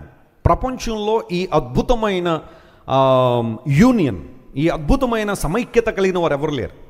ఆయనే సంపూర్ణ దేవుడై ఉన్నాడు, ఆయన సంపూర్ణ మానవుడై ఉన్నాడు. ఇది బైబిల్ నొక్కి ఒక్కాణిస్తున్న సత్యం. ఇది ఆయనలో హ్యుమానిటీని చూస్తున్నాము, డివినిటీని కూడా చూస్తున్నాం. ఆ కారణాన్ని బట్టి యేసు ప్రభువు ఈ లోకంలో పలికిన అనేకమైన మాటలు కొన్ని సందర్భాల్లో విచిత్రంగా అనిపిస్తాయి మనకి. బైబిల్ చదువుతున్నప్పుడు కొన్ని సందేహాలు రావడం సహజమే. ఆ సందేహం ఏంటి అంటే, దప్పికొనుచున్నాను అని యేసు ప్రభు శిలువలో పలికారు. ఆ మాట చదివినప్పుడల్లా మనకు అనిపిస్తుంది, యేసు ప్రభు దేవుడైనప్పుడు ఆయనకి ఎందుకు దప్పిక ఉండాలండి? చాలామంది దప్పికను ఆయన తీర్చారు కదా. అదే దేవుడు ఒక సందర్భంలో జాన్ చాప్టర్ 4లో సమారిటన్ ఉమెన్తో మాట్లాడుతూ ఆయన చెప్పిన మాట ఏంటో తెలుసా? నేనిచ్చు నీళ్లు త్రాగువాడన్నాడు, ఏం చేయడు? దప్పికొనడు అన్నాడు. మరి ఆ నీళ్లు ఆయనే త్రాగొచ్చు కదా, ఆయనకి ఎందుకు దప్పిక అయిందన్న ఆలోచన కొన్నిసార్లు మనకు రావచ్చు. జీవాహారము నేనే, ఐఎమ్ ద లివింగ్ బ్రెడ్. నేను జీవాహారాన్ని, నన్ను భుజించువాడు అన్నాడు ఆకలి కొనడని యేసు ప్రభువు చెప్పారు. అదే పరిస్థితులు ఒకసారి ఆకలి కొని అంజూరపు చెట్టు దగ్గరికి వెళ్తే అంజూరపు చెట్టు నిండా ఆకులు ఉన్నాయట, కానీ ఏం లేవట, ఫలాలు లేవు. And he was quite disappointed. ఆయనకు ఆకలి వేసిందని దేవుని వాక్యంలో రాయబడింది. ఇశ్రాయేలును కాపాడువాడు కునుకడు నిద్రపోడు అని బైబిల్లో ఉంది. కానీ యేసు ప్రభువు ఈ లోకంలో ఉన్నప్పుడు ఒకసారి ఆయన పడవ మీద ఓడ అమరమున తలవాల్చి ఏం చేశాడు? ఆయన నిద్రపోయినట్టుంది బైబిల్లో. ఈ లోపల తుఫాన్ రావడం, గాలి, ఆ తర్వాత అక్కడ ఆ వేవ్స్ అన్నీ కూడా రావడం, యేసు ప్రభువు లేచి వాటిని నిమ్మళపరచడం, ఇవన్నీ కూడా గాస్పుల్స్లో మనం చూస్తాం. నేను కునుకడు నిద్రపోడని వాగ్దానం చేసిన దేవుడు మరి ఆయన ఎందుకు ఆ ఓడ అమరం నిద్రపోయాడండి? ఇలాంటివన్నీ మనం ఆలోచన చేస్తున్నప్పుడు యేసు ప్రభు జీవితాన్ని సమగ్రంగా పరిశీలన చేస్తే he is complete God and complete man. ఆయన సంపూర్ణ మానవుడై ఉన్నాడు, సంపూర్ణ దేవుడై ఉన్నాడు. సిలువలో ఆయన చేసిన గొప్ప త్యాగం ఏదైతే ఉందో అది మనిషికి విమోచననివ్వడానికే. యేసు ప్రభు వారి లోకానికి ఒక మతాన్ని స్థాపించడానికి రాలా. మన పెద్దలు అన్నారు మత్యుద్భవ మతః అన్నారు. సంస్కృతంలో ఆ మాట మతి నుండి పుట్టింది మతం. అది ఏదైనా కావచ్చు. మనిషి యొక్క మదిలో నుండి పుట్టింది మతం అయినప్పుడు ఆ మతాలు మనిషికి భారాన్నే ఇస్తాయి, కానీ ఎప్పుడు కూడా తేలిక స్వభావాన్ని ఇవ్వలేవు, విశ్రాంతిని ఇవ్వలేవు. మతాల్లో కట్టుకథలు ఉంటాయి. You find lot of fables and tales in religions. వాటిల్లో ఏ ఒక్కదానికి ఆధారం ఉండదు. ఆధారం కోసం ప్రశ్నిస్తే పెద్దలనే మాట ఏంటో తెలుసా? కళ్ళు పోతాయి అంటారు. కానీ బైబిల్ ఎక్కడ కూడా నువ్వు ప్రశ్నించు నీ కళ్ళు పోతాయని బైబిల్ ఎక్కడ లేవు. ప్రశ్నించాలి, దేవుని వాక్యాన్ని మనం పరిశీలించాలి. లేఖనములను పరిశీలించండి, అవి నన్ను గురించి ఏం చేస్తున్నాయి? ప్రపంచంలో ఏ గ్రంథం కూడా యాక్సెస్ నీకు ఇవ్వలేదు. కళ్ళు పోతాయని చెప్పి మనిషిని అక్కడే ఆపేశారు. నువ్వేం ప్రశ్నించడానికి లేదు, ఏదంటే అది నువ్వు నమ్మేయాల్సిందే అన్న ఆలోచన ధోరణి. ఎప్పుడో ఏదో ఒక కార్యక్రమం జరిగితే ఒక కలశంలో అమృతం పుట్టిందట. ఆ అమృతంలో నుండి ఆ కలశం అంటే కుండ, ఆ కుండలోంచి 4 చుక్కలు 4 డ్రాప్స్ రాలి లేదా జాలు వారి మన దేశంలో 4 ప్రాంతాల్లో పడ్డాయట, 4 సిటీస్లో. అందును బట్టి ఆ అమృతం పడిన ఆ ప్రాంతంలో గనక ఒక నది ఉంటే, ఆ నదిలో గనక మునిగితే 1,000,000 జన్మల నుండి చేసిన పాపాలన్నీ పోతాయి అని చెప్పి ఈ రోజుల మనిషి ఎప్పుడో ఒక సంఘటన జరిగింది, అమృతం జాలువారింది, 4 చుక్కలు 4 ప్లేసులో పడ్డాయి కాబట్టి అక్కడ మునిగితే పాపాలు పోతాయని మనుషులు ఈ రోజుల్లో పరుగులు పెట్టి స్టాంపీడ్లు అవుతున్నా, ట్రాఫిక్ జామ్లు అవుతున్నా, మనుషులు పరుగులు పెట్టి వెళ్తున్నారు. ఆలోచన చేద్దాం. సత్యాన్ని మానవుడు విశ్వసించడానికి ముందుకు రావడం లేదు. లేఖనాలు సెలవిస్తున్నాయి, నన్ను పరిశీలన చేయండి, బైబిల్ చదవండి, లేదా బైబిల్ ప్రశ్నిస్తే కళ్ళు పోతాయని బైబిల్ ఎక్కడ లేదు. We need to understand, we need to dig deep the word. దేవుని వాక్యాన్ని మనం చదవాలి, ఆలోచన చేయాలి. మతాలు మనిషిని ఆలోచింపనివ్వలేదు, కానీ బైబిల్ ఆలోచించడానికి గొప్ప అవకాశం ఇచ్చింది. ఆ కారణం బట్టి దేవుడు అన్నాడు, మీలో ఏ ఒక్కరు కూడా నన్ను మాయాస్వరూపునిగా వెతకండి అన్నాడు. నేను మాయను కాదు, నేను ఒక కల్పిత పాత్రను కాదు. You can boldly come to me, నా దగ్గరికి మీరు రావచ్చు. తోమ అడిగాడు, ప్రభువా నీ చేతి వేళ్లలో గాయాలను వేలు పెడితేనే కానీ నేను నమ్మనంటే ప్రభు అన్నాడు, come Thomas, I don't hinder you, నిన్ను ఆపను నేను, రా, యూ కెన్ కమ్. వెంటనే తోమా యేసు ప్రభు పాదాల మీద పడి, మై గాడ్ మై లార్డ్, మ్యూథియోస్ అండ్ మ్యూకురియోస్, గ్రీకులో పలికాడు, you are my God and my Lord, నీవు నా దేవుడు నా ప్రభుడు. క్రైస్తవం ఎప్పుడు గుడ్డి నమ్మకం కాదు. Christian faith is not a blind faith. నీ విశ్వాసానికి ఆధారం ఉంది. అందును బట్టే విశ్వాసం అనే మాటకు డిస్క్రిప్షన్ బైబిల్లో ఉంది. అది డెరివేషన్ అయితే నేను అన్నాను, కానీ డిస్క్రిప్షన్ అంటాను దాన్ని. విశ్వాసం అన్నది నిరీక్షించబడు వాటి యొక్క నిజస్వరూపము, లేనివి ఉన్నవనుటకు ఆధారం. రుజువు అంటే ఆధారం కదా. విశ్వాసం అంటే లేవు అని మనం ఏదైతే అనుకుంటున్నామో అవే ఉన్నవి అనడానికి ఆధారమై ఉన్నది. దాని క్రింద రాస్తుంటాడు, ప్రపంచములు దేవుని వాక్యము ద్వారా ఏం చేయబడ్డాయి, నిర్మాణం చేయబడ్డాయి. అంత మాత్రం కాకుండా ఈ దృశ్యమైనవి అనేకమైన మనం చూస్తున్నాం, కానీ ఈ విశ్వం అంతా కూడా అదృశ్యమైన వాటితో కూడా ఏం చేయబడింది, నిండి ఉంది అన్నాడు. ఇప్పుడు మన చుట్టూ గాలి ఉందా లేదా చెప్పండి, ఎవరైనా నో అంటారా దానికి? గాలి లేకపోతే మనం బ్రతకగలమా? What is the composition of air? Science చదువుకున్నాం చాలామంది. గాల్లో ఏముంటాయి చెప్పండి? గాల్లో దయ్యాలు ఉంటాయండి. మనకు తెలిసింది అదే, గాల్లో దయ్యాలు ఉంటాయా? What is the composition of air? 78% nitrogen ఉంటుంది. మనం చుట్టూ ఉన్న ఈ గాల్లో ఆక్సిజన్ ఎక్కువ ఉంటుంది అనుకుంటాం, కాదు, నైట్రోజన్ ఉంటుంది. నైట్రోజన్తోనే మొత్తం ఈ అట్మాస్ఫియర్ అంతా ఒక నిండి ఉంది. 78% నైట్రోజన్, ఆ తర్వాత ఆక్సిజన్, ఆ తర్వాత ఇంకా మరికొన్ని చాలా చాలా తక్కువ స్థాయిలో కొన్ని గ్యాసెస్ ఉన్నాయి. సో మనం లోపలికి పీల్చుకునేటప్పుడు అన్నీ పీల్చుకుంటాం. నైట్రోజన్ వెళ్తుంది, ఆక్సిజన్ వెళ్తుంది. అయితే మన బాడీ ఆక్సిజన్ మాత్రమే తీసుకుని మిగతావన్నీ కూడా కార్బన్ డైఆక్సైడ్ రూపంలో ఏం చేస్తుంది, బయటికి పంపించేస్తుంది. దేవుడు సృష్టి క్రమాన్ని ఎంత అద్భుతంగా చేశాడు అంటే, మనం వదిలేసిన కార్బన్ డైఆక్సైడ్ ఎవరు పీల్చుకుంటున్నారు? చెట్లు పీల్చుకుంటాయి. ఈ విధంగా దేవుడు సృష్టిని బ్యాలెన్స్ చేశాడు. కొన్ని ఈ ప్రపంచం అంతా కూడా కాంపోజిషన్ ఆఫ్ ఎయిర్ మనం చూసినప్పుడు దేవుడు ఆ యొక్క గ్యాసెస్ని మనం ఏది కూడా కళ్ళతో చూడలేం, కానీ అవి ఉన్నాయి. ఈ రోజున ఫోన్లు పనిచేస్తున్నాయంటే ఆ రేడియేషన్ కావచ్చు, లేకపోతే ఆ ఎలక్ట్రోమాగ్నెటిక్ వేవ్స్ కావచ్చు, రేడియో వేవ్స్ కావచ్చు, తరంగాలు, ఇవన్నీ కూడా మనం చూస్తున్నప్పుడు అవన్నీ మనకు కనబట్టలేదు. ఇక్కడ నుంచి ఫోన్ చేసి అక్కడ ఢిల్లీలో ఉన్న వ్యక్తి విదిన్ సెకండ్స్లో లిఫ్ట్ చేస్తున్నాడు. ఎలా ఇది సాధ్యపరచబడిందంటే ఎయిర్ నుండి, ఈ యొక్క వేవ్స్ నుండే సమస్తం జరుగుతూ ఉంది. ఆలోచించేయండి. లేఖనాలు సెలవిస్తున్నాయి, చాలా విషయాలు మనం చూడలేకపోయినా అవి ఉన్నాయి, వాటిని విశ్వసిస్తున్నాం. దేవుడు కూడా అలాగే సమస్తాన్ని కలుగు చేశాడు. అలా అని చెప్పి ఆధారం లేదా అంటే, విశ్వాసానికి ఆధారం ఉంది. యేసుక్రీస్తు ప్రభువారు మనకు ఆధారం ఇచ్చాడు. బైబిల్లో రాయబడిన ప్రతి సంఘటనకు ఒక ఎవిడెన్స్ దేవుని వాక్యంలో మనం చూస్తాం. ఇప్పుడు గమనించండి, నేను విమోచించడానికి వచ్చానని యేసు ప్రభు అనేక సందర్భాల్లో తెలియజేశారు. మనుష్య కుమారుడి లోకానికి ఎందుకు వచ్చారంటే, మనుషుల కొరకు క్రయధనాన్ని చెల్లించడానికి. ఇంగ్లీష్లో ఆ మాట ఉంటుంది, Jesus paid the price for all of us, the penalty for all of us. మనందరి నిమిత్తం క్రయధనాన్ని చెల్లించడానికి వచ్చాడు ఆయన. మనుష్య కుమారుడు పరిచర్య చేయించుకోవడానికి రాలేదు, కానీ పరిచర్య చేయడానికి, అదేవిధంగా మనుషులందరి కొరకు క్రయధనాన్ని చెల్లించడానికి. ఏంటి ఆ క్రయధనం? యేసు ప్రభు చెల్లించాలనుకున్న పెనల్టీ ఏంటి? కొన్ని సందర్భాల్లో యవన బిడ్డలు ఉంటారు, కొంతమంది బళ్ళు వేసుకుని రోడ్ల మీదకి వెళ్ళి ఎవరినో ఢీ కొట్టిన తర్వాత, లేకపోతే పోలీస్ అయినా పట్టుకుంటే వాళ్ళ దగ్గర డబ్బులు ఉండవు.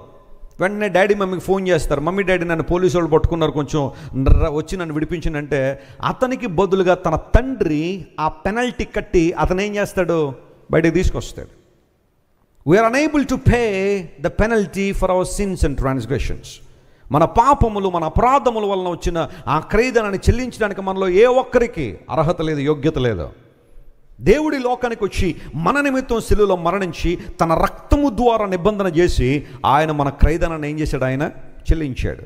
ఆ కారణాన్ని బట్టి 6వ మాటగా యేసుప్రభువు వారు శిలువలో పలికారు, సమాప్తమైనది అన్నాడు. సమాప్తమైనది అన్న మాట అరమేయిక్లో టెటెలెస్తాయ్ అనే పదం. యేసుప్రభువు వారి లోకంలో ఉన్నప్పుడు అరమేయిక్ కదా మాట్లాడింది.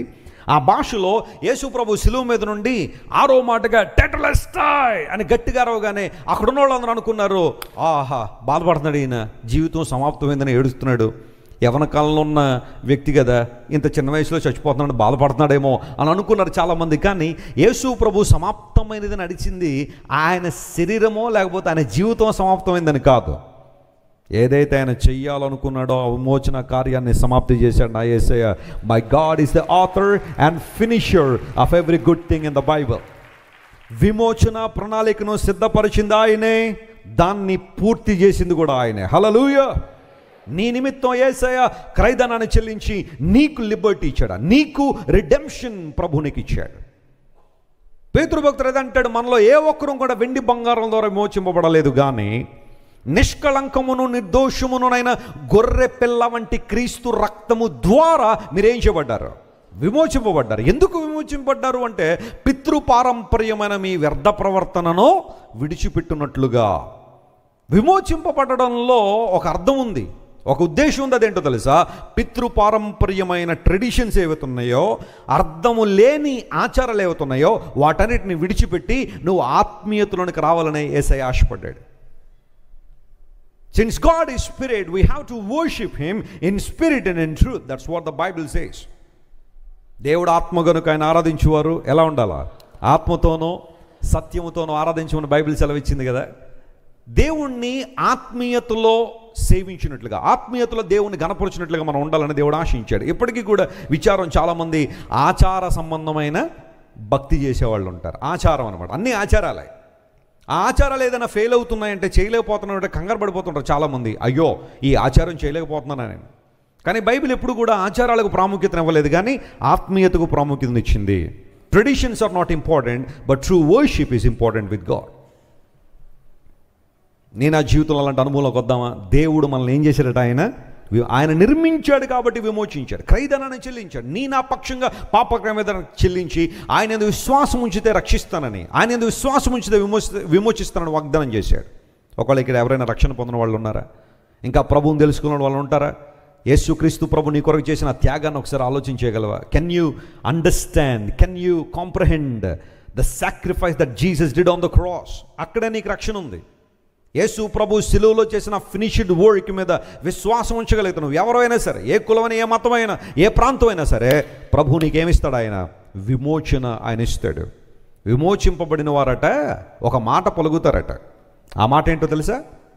గాడ్ ఈజ్ గుడ్ అనే మాట. స్తోత్రం చెప్పండి ఒకసారి. ఎవరు పడితే వాళ్ళు ఆ మాట చెప్పలేరట. గాడ్ ఈజ్ గుడ్ అనే మాట ఎవరు చెప్పగలరు?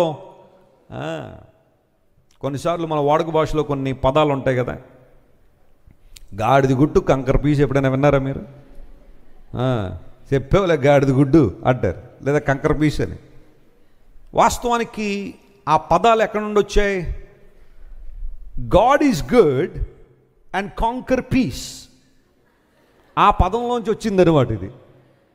God is good and conquer peace అంటే దేవుడు మంచివాడు. కాంకర్ పీస్ అంటే అర్థం ఏంటి?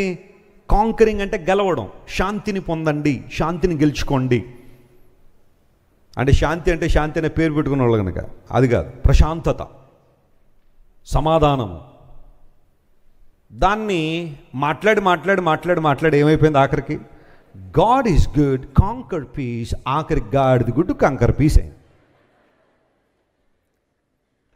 తెలుగులో కొన్ని పదాలు మనం, సింగునాదం ఎప్పుడైనా విన్నారా మీరు? చేసేవాళ్ళే సింగునాదం అంటారు కదా.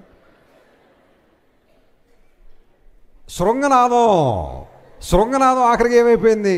సింగనాదం అయిపోయింది. ఇలాంటి పదాలు చాలా వాడుకలో ఉంటాయి అక్కడ. అవన్నీ ఇప్పుడు ఇదేదో తెలుగు లెసన్ అనుకోకండి ఈరోజు.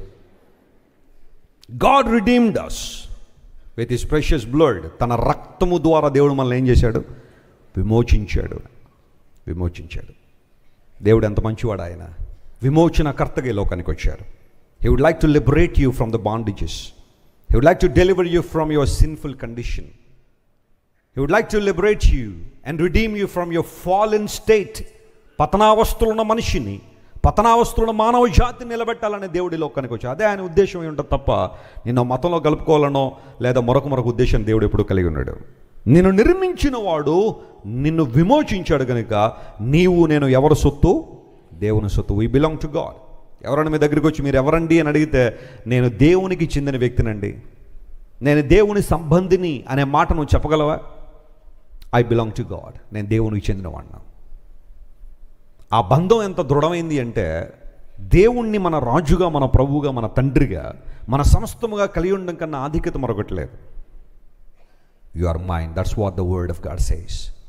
దేవుడు మాట్లాడుతున్నాడు, నీవు నా సొత్తు. అందరూ నిన్ను విడిచిపెట్టి వెళ్ళిపోవచ్చేమో, ప్రభువుని అంగీకరించినందుకు, విశ్వాసంలో జీవిస్తున్నందుకు ప్రపంచం లోకం నిన్ను వదిలిపెట్టేచ్చేమో, కానీ దేవుడు అన్నాడు యు ఆర్ మైన్. నువ్వు నాకు చెందినదాను, నాకు సంబంధించిన వ్యక్తివే. ఆ బాండ్ ఎప్పుడు దేవుడు నీతో తెంచుకోడు. ఆయన ఎప్పుడు కలిగి ఉండేవాడే. నిన్ను నిర్మించాడు కాబట్టి ఆయన నిన్ను ఏం చేస్తాడు? విమోచిస్తాడు. రెండో మాట దగ్గరకు వద్దాం. నిర్మించిన వాడు ఏం చేస్తాడంటే ఈసారి 44వ అధ్యాయం యెషయా గ్రంథం 2వ వచనం చదువుతుంది. The book of Isaiah chapter 44 and verse 2. నిర్మించిన వాడు మన సహాయకుడు అని బైబిల్లో అక్కడ రాయబడింది. ఆ మాట మనం చూద్దాం. చూడండి, యెషయా గ్రంథం 44వ అధ్యాయం 2వ వచనం. నిన్ను సృష్టించి గర్భములో నిన్ను నిర్మించి నీకు సహాయము చేయువాడైన. చూడండి, ఆ మాట అండర్లైన్ చేసుకోండి.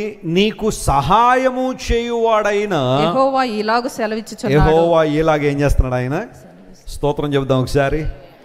ఐజాయా 44 and verse 2 says, నేను నిర్మించాను కాబట్టి నేను నీకేం చేస్తాను? సహాయం చేస్తాను. ఎంతమందికి కావాలి ఈరోజు దేవుని సహాయం? దేవుని స్తోత్రం చెప్తాం. Praise the Lord. We all need God's favor. We all need God's help in the time of trouble. అతి తీవ్రమైన పరిస్థితుల మధ్య ఆపత్కాలంలో మనం చిక్కుబడినప్పుడు నిజమైన సహాయకుడు ఎవరు చెప్పండి? దేవుడే. ఆ పర్టికులర్ టైంలో మనం దేవుని మీద ఆధారపడినప్పుడు, దేని గురించి చింతపడకుండా ప్రార్థన విజ్ఞాపనల చేత మన విన్నపములను దేవునికి కృతజ్ఞతాపూర్వకంగా అర్పించినప్పుడు దేవుడు ఎవరిని ప్రేరేపిస్తాడో మనకు తెలియదు, ఎవరి ద్వారా దేవుడు తన కార్యం జరిగిస్తాడో మనకు తెలియదు, కానీ సహాయం మాత్రం కృపాసింహాసనం నుండే రావాలి. Hallelujah. Help should come from the throne of grace. ప్రభు కార్యాలు జరిగించాలంటే 2018వ సంవత్సరంలో మన చర్చ్లో December 31st చాలామంది సాక్ష్యాలు చెబుతూ ఉంటారు. నేను అవన్నీ రాసుకుంటూ ఉంటాను. నా పుస్తకంలో సాక్ష్యాలన్నీ కూడా రాస్తాను. ఎందుకంటే ఏ సాక్ష్యాన్ని కూడా మేము లైట్ తీసుకోం. దేవుడు వారి జీవితంలో చేసిన మేలు, అది చిన్నది కావచ్చు పెద్దది కావచ్చు, దేవుని సముఖంలో చెబుతున్నారంటే అక్కడ దేవునికి మహిమ, దేవునికి ఘనత. కొంతమందికి సాక్ష్యం చెప్పాలంటే చిన్నతనం. ఎవరో ఏదో అనుకుంటారండి, ఎవరో ఏమైనా అనేసుకుంటారండి. ఏమనుకుంటారు? నువ్వు సాక్ష్యం చెప్తే దేవునికి మహిమ, సంఘానికి ప్రోత్సాహం, సాతానుకు సిగ్గు. సాతాను అవమానించబడతాడు, దేవుడు మహింపరచబడతాడు, సంఘం ప్రోత్సహించబడతాడు సాక్ష్యం చెప్పాలి. అలా అని చెప్పి సాక్ష్యం చెప్పన్నాగా చెప్పి నాకు ఒక 40 నిమిషాలు టైం కావాలంటే ప్రసంగానికి ఇంకా టైం ఉండదు. కాబట్టి అంతసేపు మన సంఘంలో సాక్ష్యాలకి అవకాశం ఉండదు. కొద్ది సమయం క్లుప్తంగా దేవుడు మీ జీవితంలో చేసిన మేలు. మైకేల్ ప్రకాష్ అని ఒక తమ్ముడు మన చర్చ్కి వస్తుండేవాడు. తను ఒక గవర్నమెంట్ జాబ్ సాధించాలనే తపనతో ఉండేవాడట. తను చెప్పిన సాక్ష్యం చెబుతున్నాను. అలా ఉంటున్నప్పుడు తను రాస్తున్న ఒక ఎగ్జామ్, అది ఏ ఎగ్జామ్ నాకు కరెక్ట్గా గుర్తులేదు, కానీ ఆ క్వాలిఫై అవ్వాలి అంటే 150 మార్కులు రావాలట. 150 మార్క్స్ మినిమం వచ్చినప్పుడే ఆ జాబ్ క్వాలిఫై అవుతాడు. And it was attempting lot of times. ఆ జాబ్ కోసం తను అనుకున్న జాబ్ కోసం ఆయన పరీక్ష అటెంప్ట్ చేస్తున్నాడు. 148 మార్కుల దగ్గరికి వచ్చి ఆగిపోతున్నాడు. 148 దగ్గరికి ఇంకొక 2 మార్కులు వస్తే సెలెక్ట్ చేయ. ఒకవేళ 110, 101 లేదా 90 వచ్చి ఉంటే మనం సరిగ్గా చదవలేదులే అని వదిలేచ్చాము. కానీ ఆల్మోస్ట్ ఇంకా ఆ బార్డర్ వరకు వచ్చి ఒక్క మార్కులో కనుక పోతా ఉంటే వాళ్ళు ఎంత డిసప్పాయింట్ అవుతారో ఆ సిచ్యువేషన్ ఉన్న వాళ్ళకి తెలుస్తుంది. ఎవరో చెప్పారట, ఆ డిసప్పాయింట్మెంట్లో నువ్వు ఉండడానికి వీల్లేదు, దేవుణ్ణి గట్టిగా పట్టుకో, దేవుని మందిరానికి రా అని చెప్పి వాళ్ళ ఫ్రెండ్ తీసుకొచ్చాడు దేవుని మందిరానికి. వాస్తవానికి తను వచ్చింది ఒక ఉద్యోగం కోసం వచ్చాడు దేవుని దగ్గరికి. ఏమో నా ఫ్రెండ్ చెప్పాడు ఉద్యోగం వస్తుందట యేసుప్రభుని నమ్ముకుంటే అని అతను ఏదో చెప్పాడు. ఇతను వచ్చాడు. వచ్చిన తర్వాత దేవుని మందిరంలో కూర్చున్న తర్వాత వాక్యం వినడం మొదలు పెడితే తన లైఫ్లో అలాంటి మాటలు ఎప్పుడు వినలేదట. వాక్యం అతన్ని టచ్ చేస్తూ ఉంది. రియాలిటీ వస్తుందేమో దేవుని వాక్యంలోంచి అతన్ని ఆ మాటలు టచ్ చేస్తూ ఉంటే ఒక పాయింట్ దగ్గరికి వచ్చేసరికి అతను ఏమనుకున్నాడో తెలుసా, నేను ఉద్యోగ వేటలో దేవుని మందిరానికి వచ్చాను, కానీ ఇక్కడికి వచ్చిన తర్వాత యేసయ్యను కనుగొన్నాను అనుకున్నాడు. స్తోత్రం కలుగును గాక. ఉద్యోగం కోసం దేవుని సందుకు వచ్చాను, కానీ ఇక్కడికి వచ్చిన తర్వాత నేను ఎవరిని కనుగొన్నాను? యేసయ్యను కనుగొన్నాను. రక్షణ సువార్తను విన్నాడు, వాక్య సత్యాలు తెలుసుకున్నాడు. అప్పటి నుంచి ప్రార్థన చేయడం మొదలుపెట్టాడు, దేవుని గట్టిగా పట్టుకున్నాడు. ఆ తర్వాత పరీక్ష అటెంప్ట్ చేసే పరిస్థితి వచ్చింది. ఇలా గమనించండి, ఆ పరీక్ష రాశాడు. అతను చెప్పిన సాక్ష్యం 172 మార్కులతో గవర్నమెంట్ జాబ్ సాధించాడు. దేవుడు నా స్తోత్రం కలుగును గాక. ఆ మాట విన్నప్పుడు నాకు గుర్తొచ్చే ఒక అంశం ఏంటో తెలుసా, మొదట ఆయన రాజ్యమును ఆయన నీతిని వెతకండి, అప్పుడు అవన్నీ మీకు ఏం చేయబడతాయి? అనుగ్రహించబడతాయి అనే మాట ఉంది చూసారా. దేవుని పట్టుకున్నాడు, దేవుని కనుగొన్నాడు, డిసప్పాయింట్ అవ్వలేదు. ఈసారి ఇంకొంచెం ప్రయాసపడ్డాడు, కష్టపడ్డాడు, ప్రార్థన చేసుకున్నాడు, అటెంప్ట్ చేశాడు. 172 మార్కులు గవర్నమెంట్ జాబ్ సాధించాడు. ఒకవేళ ఎవరైనా if you are struggling to get a job today, ఒక జాబ్ సాధించడం కోసం మీరు స్ట్రగుల్ అవుతున్నారా? Keep praying, don't get disappointed. ఒక పరీక్షలో నువ్వు ఫెయిల్ అయిపోయి నువ్వు డిసప్పాయింట్ అవ్వద్దు. ఒక పరీక్షలో ఫెయిల్ అయిపోయాను కాబట్టి ఇంక నేను మళ్ళీ ట్రై చేయనండి అని అనొద్దు. ఒక పరీక్షలో నువ్వు అనుకున్న మార్కులు రాలేదని చెప్పి నువ్వు డిసప్పాయింట్ అవ్వాల్సిన అవసరం లేదు. లేదా పురుగుల మందు డబ్బా కావాలని, లేదా అవి ఇవి కావాలని ఆత్మహత్య కోసం పరిగెత్తాల్సిన అవసరం లేదు. Life is not a job, job is a part of life. జీవితం అంటేనే ఉద్యోగం కాదు, లేదా ఉద్యోగం అంటేనే జీవితం కాదు. ఉద్యోగం అనేది జీవితంలో ఒక భాగం మాత్రమే. ముందు జీవితం యొక్క విలువ తెలుసుకో, దేవుని ప్రేమను అర్థం చేసుకో, ఆయనకు నీ జీవితాన్ని సమర్పించు. ఆ తర్వాత దేవుడు నీకు కావలసిన సమస్తాన్ని ఏం చేస్తాడు? ఆయన సమకూర్చే దేవుడు ఆయన. నేను చాలా పట్టుదలగా ప్రార్థన చేస్తాను. మన క్రైస్ట్ యూట్యూబ్ సెంటర్లో ఉన్న యవన బిడ్డలు చక్కని జాబ్స్లో స్థిరపడాలా, వారందరూ దేవుని సేవను ప్రోత్సహించేవారుగా ఉండాలని పట్టుదలగా ప్రార్థన చేస్తుంటాను. యంగ్ హోలీ టీమ్ స్టార్ట్ చేసినప్పుడు 80 మందితో ప్రారంభించాం. ఈరోజు కొన్ని లక్షల మంది యవన బిడ్డలు అనేక ప్రాంతాల్లో ఉన్నారు. అప్పుడు వాళ్ళందరూ స్టూడెంట్స్, 80 మంది స్టూడెంట్స్గా ఉన్న వాళ్ళందరూ ఈరోజు వాళ్ళందరూ అనేక ప్రాంతాల్లో చక్కని జాబ్స్లో స్థిరపడి దేవుని కార్యాల్లో వాడబడుతున్నారు. నీకు సహాయం చేయవాడు నేనే, నిన్ను నిర్మించాను కాబట్టి నీకు సహాయం చేసే బాధ్యత నా మీద ఉంది. That's what the lord says. ఒకవేళ ఈరోజు దేవుని సహాయం కోసం ప్రార్థిస్తున్నావా? కీప్ ప్రేయింగ్, చేయి, ప్రార్థన చేయి. ఆయన నీ ప్రార్థన లక్ష్యం చేయట్లేదు. నువ్వు ప్రార్థనలు అలసిపోవద్దు, విసిగిపోవద్దు, చేయి, ప్రార్థన చేయి. ప్రభు నీకు సహాయం చేయవాడు ఆయన. అనేక మందికి దేవుడు సహాయం చేసి తన ఉన్నతమైన ఆశీర్వాదాలతో నింపిన దేవుడు ఆయన. ఈరోజు నీకు నాకు సహాయకుడిగా ఉండాలని ఆయన ఆశపడుతున్నాడు. ఎబినేజర్ అనే మాట అనేక సందర్భంలో మనం వింటాం. సహాయపు రాయి అని అర్థం. God is our Ebenezer. ఎజర్ అనే మాట, ఎబినెజర్ అనే మాట అనేక సందర్భాలు హిబ్రూలో మనం వింటూ ఉంటే God is hour help in the time of trouble. సమస్యలు వచ్చినప్పుడు, ప్రతికూలతలు వచ్చినప్పుడు అందరూ మనకు దూరం అయిపోవచ్చేమో, కానీ దేవుడు మనకు సహాయకుడిగా ఉన్నాడు. ఆయన నీకు సహాయం చేసేవాడు ఆయన. ఇదే విశ్వాసంతో ముందుకు సాగిపో, ఇదే విశ్వాసంతో దేవుని వైపు చూడు. నిర్మించిన వాడు మనల్ని విమోచించాడు, నిర్మించిన వాడు మనకేం చేస్తున్నాడు? ఆయన సహాయం చేస్తున్నాడు. 2015 సంవత్సరంలో ఈ స్థలాన్ని ఇక్కడ తీసుకున్నప్పుడు ఇది కొంచెం దూరంగానే లోపలగానే ఉండేది. ఇప్పుడంటే మన చర్చ్, హాస్పిటల్ ఇవన్నీ వచ్చిన తర్వాత ఏరియా అంత బాగా డెవలప్ అయిపోయింది, కానీ అప్పుడు అంత డెవలప్ అయితే అవ్వలేదు. అప్పుడు కూడా మనకు కావలసిన స్థలం అయితే ఇక్కడ కాదు, చాలా చిన్న పీస్ ఆఫ్ ల్యాండ్ మాత్రమే మనకు అమ్మకానికి వచ్చింది. 2000 గజాలు మనకి ఇక్కడ స్థలం ఉంది అని చెప్పి ఎవరో చెప్పారు. 2000 గజాలు మనకు సరిపోయే స్థలం అయితే కాదు. ఎందుకంటే అప్పటికే సంఘం కొంచెం పెరుగున్నారు, మందిరం కట్టాలి అన్న సరే, ఏదో విధంగా పార్కింగ్కి చాలా ప్లేస్ కావాలి, ఆ తర్వాత మొబిలిటీకి ప్లేస్ కావాలి, చర్చ్ రావాలి. సరే, మల్టిపుల్ సర్వీసెస్ అన్న పెడదాం. దేవుని సల ప్రార్థించిన, ప్రభా is it your will to come to this place? ఈ ప్రాంతం రావడం నిశ్చితమైన 2000 గజాలే ఉందట ఇక్కడ. అది ఎందుకు మాకు సరిపోయేది కాదు, కాకపోతే నీవు గైడెన్స్ ఇస్తే, నీవు నడిపింపిస్తే ముందుకెళ్తా. ప్రభువారు సమాధానం ఇచ్చారు, పరిస్థితులు అనుకూలింపజేశారు. ఆయన ప్రేరేపణ ఇచ్చినప్పుడు 2000 గజాలు ఇక్కడ తీసుకున్నాం. మొట్టమొదటిగా దేవుని మందిరం కట్టాలనే ఆలోచన, చిన్న చిన్న ఇబ్బందులు, ఆటంకాలు వస్తూనే ఉన్నాయి.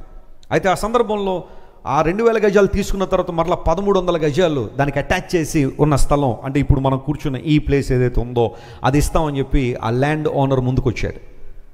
మందిరం కట్టాలనే ఆలోచన ఉంది, మళ్ళీ ఇప్పుడు ఈ స్థలం తీసుకోవాలంటే మళ్ళీ ధనవంతా అటు పెడితే మందిరం కట్టడం లేట్ అయిపోద్దేమో ఆలోచన కలిగి ఉండి, సరే మరలా ప్రార్థన చేసే ప్రభు అన్నాడు, గో ఫర్ ద ల్యాండ్. నువ్వు ఆ తర్వాత డబ్బులు ఉంటే కానీ ల్యాండ్ లేకపోతే నువ్వు ఏం కట్టలేవు, స్థలం తీసుకోవడానికే మరలా మొగ్గు చూపా. ఆ ఉన్న కొద్ది ధనం కూడా మళ్ళీ ఆ స్థలం తీసుకున్నాం. అప్పటికి 3,300 గజాలు ఇక్కడ స్థలం అయింది. ఇప్పుడు అక్కడ దేవుని మందిరం కట్టాలి. చేతిలో చిల్లిగా అవ్వలేదు. మా తల్లిదండ్రులు ప్రార్థన చేస్తున్నారు, నేను బ్లెస్సీ వెస్లీ గారు ప్రార్థన చేస్తున్నారు. బ్లెస్సీ గారు ప్రార్థన చేస్తున్న దేవుడు ప్రేరేపణ ఇచ్చాడు. వాళ్ళ అమ్మగారు తనకి ఏదో గోల్డ్ ఇచ్చారు. ఆ సందర్భంలో ఆమె ఉద్యోగం చేస్తున్నప్పుడే కొంత గోల్డ్ ఏదో ఆమెకి ఇచ్చారు. ఆమె వివాహానికి ముందు ఆర్నమెంట్స్ వేసుకునేవారు, కానీ వివాహం తర్వాత దేవుడిచ్చిన ప్రేరేపణ బట్టి వాటిని ప్రక్కన పెట్టేశారు. అయితే అవి తన షెల్ఫ్లో ఉన్నాయి. నేను ఎప్పుడు అడగల అది ఎంత వాల్యూ వస్తుంది లేదా అవి ఏంటి అనేది కూడా నేను చూడలేదు. నాకు ఆ విషయాల గురించి పెద్ద ఆలోచన కూడా ఉండేది కాదు.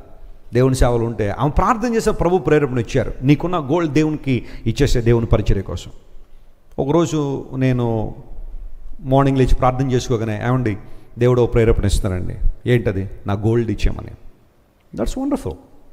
ఆ గోల్డ్ మార్కెట్లో తీసుకెళ్తే ఎంతో కొంత కొన్ని లక్షల రూపాయలు వచ్చాయి. వాటిని తీసుకుని మందిర పని ప్రారంభించా. ప్రార్థన చేస్తున్న దేవుని కార్యాలు జరగాలని. ఆ తర్వాత దేవుడు ఒక్కొక్కరికి అనేక మందిని ప్రేరేపణ ఇచ్చారు. ఈ స్థలం దగ్గర అక్కడ ఒక షెడ్ ఉండేది. మార్నింగ్ 5 o'clock 6 o'clock మధ్యలో వచ్చేవాడిని. రాత్రి ఎప్పుడు 11-12 గంటలకు వెళ్ళేవాడిని ఇంటికి. ఇంటి దగ్గర మా తల్లిదండ్రులు ప్రార్థన చేసేవారు, బ్లెస్సీ గారు అక్కడ ప్రార్థన చేసేవారు, మా అక్క మా తమ్ముడు వారి ప్రార్థనలు, సంఘం ప్రార్థనలు. నేను అక్కడికి వచ్చి ఆ షెడ్లో అక్కడే కూర్చునేవాడిని. ఏ పని ఉంటే ఆ పని చేయడానికి సిద్ధమే, ఎప్పటికీ సిద్ధమే. ఎప్పుడు మేము సేవకులం కదా, దేవుని సేవకులం కదా, ఇలాంటి ఆలోచన లేదు. ఏ పనికైనా సిద్ధమే. నేను పని ఉంటే చేసేవాడిని. చాలామంది యవన బిడ్డలు కూడా నాతో పాటు ఇక్కడే ఉండేవారు. అందరూ కలిసి పని చేయడం, ప్రార్థన చేయడం, పని ఉంటే పని, లేదంటే ప్రార్థన. అలా కూర్చుని ఉన్నాం. మీరు నమ్మని దేవుని నామమహిమతో చెబుతున్నాం.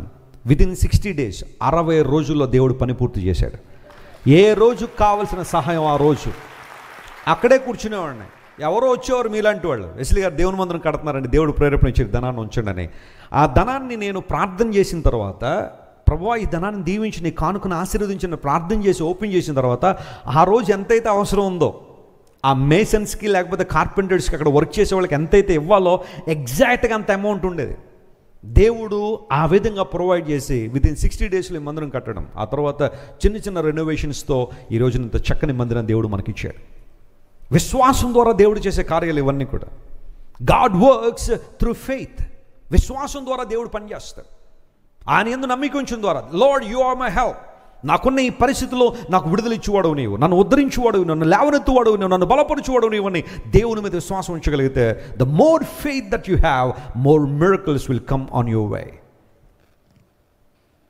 నిర్మించిన వాడు మనల్ని విమోచించాడు తన రక్తం ఇచ్చి. నిర్మించిన వాడు మనకు సహాయకుడిగా ఉన్నాడని బైబిల్ సెలవిచ్చింది. 3వ మాట చెప్పి నేను ముగిస్తాను. అదే యెషయా గ్రంథం 44వ అధ్యాయం, ఈసారి 21వ వచనం చదవండి, ముగింపు ప్రార్థన చేసుకుందాం. ఐజాయా చాప్టర్ 44 and verse 21లో ఈ మాట రాయబడింది. యాకోబు ఇశ్రాయేలు వీటిని జ్ఞాపకం చేసుకో, నీవు నా సేవకుడవు, నేను నిన్ను నిర్మించి తిని. నేను నిన్నేం చేశాను? ఆ మాట అండర్లైన్ చేసుకోండి. నేను నిన్నేం చేశాను? నిర్మించి తిని.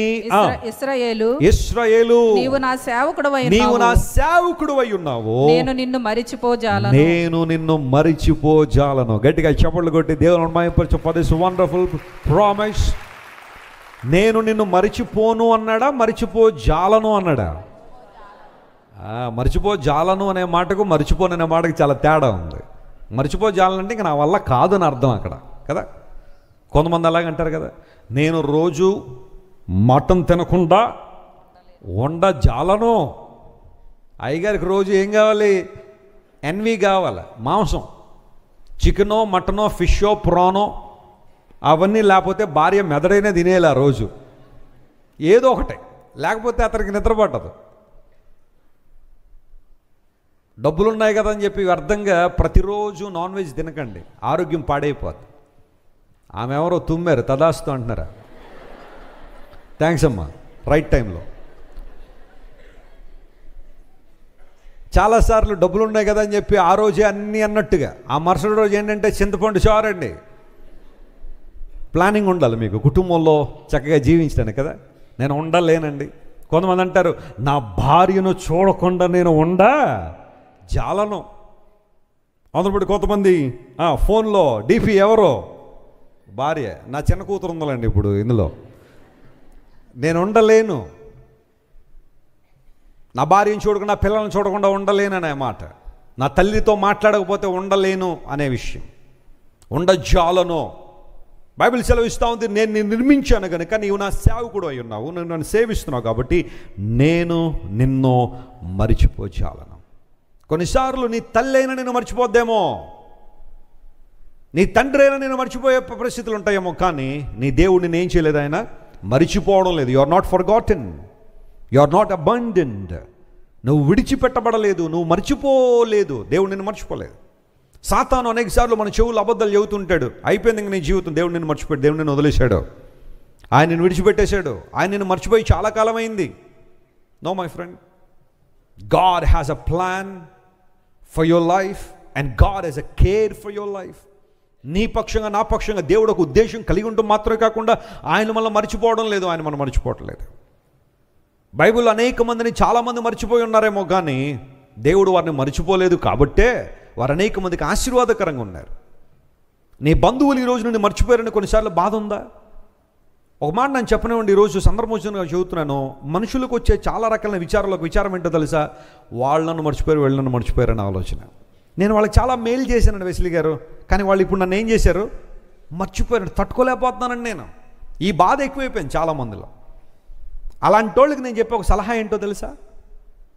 మీరు ఏదన్నా ఎవరికైనా మంచి చేస్తే అవుట్ ఆఫ్ లవ్ చేసేసి అక్కడితో మర్చిపోండి అంతే. మళ్ళీ మీకు అట్నుండి గ్రాటిట్యూడ్ వచ్చిందా లేదా, కృతజ్ఞత వచ్చిందా లేదా, మరలా అట్నుండి వాళ్ళు ఏదైనా ఇస్తారా లేదా, ఇలాంటి ఆలోచన చేయకండి. ఇంకా అక్కడే నీకు ఎక్కువ విచారం వచ్చేస్తుంది, అక్కడే నీకు స్ట్రెస్ బిల్డ్ అయిపోతుంది బాగా. నేను చేశానండి వాళ్ళు చేయలేదండి. యేసుక్రీస్తు అంటే నేను కృతజ్ఞత లేని వారిని ప్రోత్సహించాలని నా ఉద్దేశం కాదు, ఇక్కడ రియాలిటీ మాట్లాడుతున్నాను. యేసు ప్రభు 10 మంది కుష్ఠరోగులను స్వస్థపరిచి ఎంతమంది వచ్చారు చెప్పండి, ఎంతమంది వచ్చారు? అంటే ఆయనకు వచ్చిన గ్రాటిట్యూడ్ పర్సంటేజ్ ఎంత? 10%. 100లో ఒకడు వచ్చాడు, 10లో ఒకడు వచ్చాడంటే 100లో 10% ఆయన గ్రాటిట్యూడ్ వస్తే నీకు నాకు అంతకన్నా ఎక్కువ వస్తుందని ఎక్స్పెక్ట్ చేద్దామన్నా? లేదు కదా. నేను మంచి లక్షణం నేర్చుకున్నాను. నేను ఎప్పుడు కూడా ఏ విషయానికి చింతపండు ఎందుకోసం తెలుసా? నేను చాలామందికి చాలా సహాయం చేస్తాను, మరలా వాళ్ళు సహాయం చేస్తారని ఎక్స్పెక్ట్ చేయను నేను. ఒకవేళ నా దేవుడు చెబితే వాళ్ళు చేస్తారు, లేకపోయినా ఫ్రీ అయిపోతాను నేను అక్కడితో, అంతే. అవుట్ ఆఫ్ లవ్, ప్రేమతో చేస్తాను, అక్కడితో మర్చిపోతాను అంతే. అందును బట్టే హ్యాపీగా ఉండగలుగుతాను. అలా కాని పక్షంలో వారికి ఎంత చేశాను, వీరికి ఎంత చేశాను, వాళ్ళు నాకు చేయలేదు, వీళ్ళు నాకు చేయలేదు. ఏదైనా పెళ్ళిళ్ళలో చదివించడాలా? కొంతమంది పెళ్ళిళ్ళలో చదివించకపోతే చాలా ఇబ్బందులు ఉన్నాయి. ఒకసారి ఒక ఆయన పెళ్ళిలో కాలర్ పట్టేసుకున్నాడు. ఒక ఆయన ఎందుకంటే కాలర్ పట్టేసుకున్నాం అంటే వీళ్ళ కొడుకు పెళ్ళికి 1000 రూపాయలు చదివించాడు, 200 చదివించాడు. మనకి 5 సంవత్సరాల క్రితం 1000 రూపాయలు చదివితే ఇప్పుడు 2000 అన్న చదివించాలి కదండి వీడు. అలా చేయలేదు. ఎంత జ్ఞాపకమో! అందరి పెళ్ళిళ్ళు ఇలా జరుగుతాయని అంటలేదు, కానీ కొంతమంది ఆ ఎక్స్పెక్టేషన్లో బాగా ఉంటారు. Stop expecting something from people, depend on God. దేవుని మీద ఆధారపడు, ప్రభు నీకు గొప్ప ద్వారాలు తెరుస్తాడు ఆయన. నువ్వు ఏదైనా చేయాలనుకున్న ప్రేమతో చేసేసాయి. గోధుమ గింజ భూమిలో పడి ఏమైపోవాలట? ఆ నేపథ్యం వేరే, నాకు తెలుసు. గోధుమ గింజ భూమిలో పడి చచ్చిపోతేనే కానీ అది ఫలించదన్నాడు. ఆ నేపథ్యం లేదా ఆ కాంటెక్స్ట్ వేరే, కానీ ఇక్కడ పరిశుద్ధాత్మ దేవుడు నేర్పించే ఒక పాఠాన్ని కూడా మనం నేర్చుకుందాం. నువ్వు ఏదైనా సహాయం చేస్తే దాన్ని చంపే, kill it, don't expect anything from it. అది చనిపోయినట్టుగానే భావించు. దేవుడు ఒక రోజున మరలా ఏం చేస్తాడు? దాన్ని మొలకెత్తింపజేస్తాడు ఆయన. అది ఆయన పని. అది స్తోత్రం చెప్పండి, హల్లెలూయా. అంతేగాని ఎవరికో 10 రూపాయలు సహాయం చేసి ఎప్పుడు వస్తుందా మనకి 20 రూపాయలు, ఎప్పుడు వస్తుందా 20 రూపాయలు అని 20 సంవత్సరాలు కనిపెడతాడే డిసప్పాయింట్ తప్ప ఏమొస్తుంది నీకు? Stop expecting something from people, depend on God. నేను నిన్ను మర్చిపోలేదన్నాడు దేవుడు. నేను చెబుతున్నాను ఈరోజు దేవుని సేవకునిగా, యేసయ్య నామం పేరు నువ్వు గిన్నెడు చన్నీళ్ళు ఇచ్చినా మనుషులు మర్చిపోతారేమో, కానీ ఆయన మాత్రం మర్చిపోడు. నువ్వు ఈ లోకపు యాత్ర ముగించే లోపల దేవుడు నీకు ప్రతిఫలం ఇచ్చి తీరుతాడు ఆయన. స్తోత్రం చెప్పండి, hallelujah. God will give you back with 100-fold blessing. Don't worry about anything. Whatever you do for God, you will get it back with 100-fold blessings. ప్రవక్తను చేర్చుకున్నవాడు ప్రవక్త ఫలం పొందుతాడని బైబిల్లో ఉంది. నా నామం పేరటి చిన్నవారిని కనుక చేర్చుకుంటే వారి ఫలం పొందుతారని బైబిల్లో రాయబడింది. యేసయ్య నామం పేరు నువ్వు చేసే ఏ కార్యమైనా సరే అది వృధా పోదు.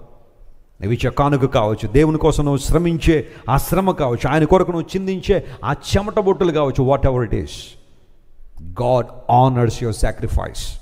దేవుడిని నీ స్వేచ్ఛార్పణ లేదా దేవుడికి నీవిచ్చే భాగం ఏదైనా కావచ్చు, అది దేవుడు గౌరవించబడి ఉన్నాడు. ఆయన మహిమ కొరకు వాడబడతాయి. నేను నిన్ను ఏం చేయలేదు, మర్చిపోలేదు. చెప్పండి, ఆయన మనల్ని నిర్మించాడు కాబట్టి 3 ఆశీర్వాదాలు ఉన్నాయని చెప్పాను కదా. అందులో ఒకటి వచ్చేవారం చెప్పుకుందామా? ఈరోజు చెప్తే వచ్చేవారు అంటుందాం. ఎవరో నిర్మించిన వాడు మనల్ని ఏం చేశాడు? విమోచించాడు. నిర్మించిన వాడు మనకు సహాయకుడు. నిర్మించిన వాడు మనల్ని మర్చిపోలేదు. Praise the Lord. ప్రార్థన చేసుకుందాం, కళ్ళు మూసుకునండి. ప్రేమగల తండ్రి, ఎంతవరకు నువ్వు మాట్లాడిన ప్రతి మాటను బట్టి నీకు స్తోత్రాలయ్యా. Thank you Lord that you have formed us and made us in your image and likeness. నీ రూపంలో, నీ పోలికలో మమ్మల్ని నిర్మించి ఆనాడు ఆదామును ఏదైనా తోటలో ఉంచావు. అతనికి ఏది కావాలో సమస్తాన్ని మీరు ఇచ్చారు ప్రభువా. ఎంత గొప్ప దేవుడు నాయన. దర్శనం ఇచ్చిన దేవుడు, వనరులు ఇచ్చే దేవుడు నాయన. ఆదాము ఏది అడగలేదయ్యా నేనండి, కానీ సమస్తాన్ని ఆదాముకి ఇచ్చావు ప్రభువా. ఎంత మంచి దేవుడు నాయన. ఒక ఉద్దేశంతో మమ్మల్ని నిర్మించావు. మా హృదయాన్ని నిర్మించావు, అందులోనే ఉండాలని. మా చెవులు నిర్మించావు, నీ మాటలు వినాలని. మా కంటిని నిర్మించావు, నిన్ను చూడాలని, నీ ప్రసన్నతను చూడాలని ప్రభువా. యేసయ్యా నీ కొందనాలు. నీవు మమ్మల్ని నిర్మించిన దేవుడు కాబట్టి మా కోసం విమోచన ప్రణాళికను స్థిరువులో మీరు నెరవేర్చారు. ఆ ప్రణాళికను విశ్వసించగలిగే కృప మాకు దయచేయండి. అక్కడే మాకు రక్షణ ఉందని సెలవిచ్చావు. నీవు మమ్మల్ని విమోచించావు గనుక, మా సహాయకుడు గనుక నీకు స్తోత్రాలు. Thank you lord for being our help even in the times of troubles and hardships. ఈరోజు మా ప్రియులు ఎవరైతే నేను ఆపత్కాలంలో ఉన్నారో, ఆపదల్లో ఉన్నారో, మా సహాయకుడు నీవే గనుక నాయన. కృపా సింహాసనం నీ సహాయం ప్రతి ఒక్కరిని తాకును గాకని ప్రకటిస్తున్నాను ప్రభువా. ఎవరైతే ఈరోజు మా ప్రియులు ఒంటరితనంతో ఉన్నారో ప్రభువా, విడిచిపెట్టబడిన పరిస్థితిలో, వెలివేయబడిన స్థితిలో ఉన్నారో, యేసు నామములో నాయన వారిని ధైర్యపరిచి నీ కొందనాల్లో నేను నిన్ను మరిచిపోజాలను అని వాగ్దానం చేశావు ప్రభువా. నీ కొందనాలు. Thank you Lord that we're not forgotten at any moment in our lives. మా జీవితంలో ఏ పరిస్థితుల్లోనైనా ఎవరైనా మమ్మల్ని మర్చిపోవచ్చేమో, కానీ నీవు మమ్మల్ని మర్చిపోయే దేవుడు కాదు కనుక నీకు స్తోత్రాలు. Father, we love you and we worship you.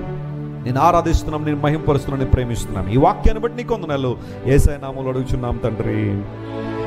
దేవుడు నాతో వాక్యం ద్వారా మాట్లాడి నమ్మిన వాళ్ళందరూ గట్టిగా చప్పట్లు కొట్టి ప్రభువును మహింపడదాం.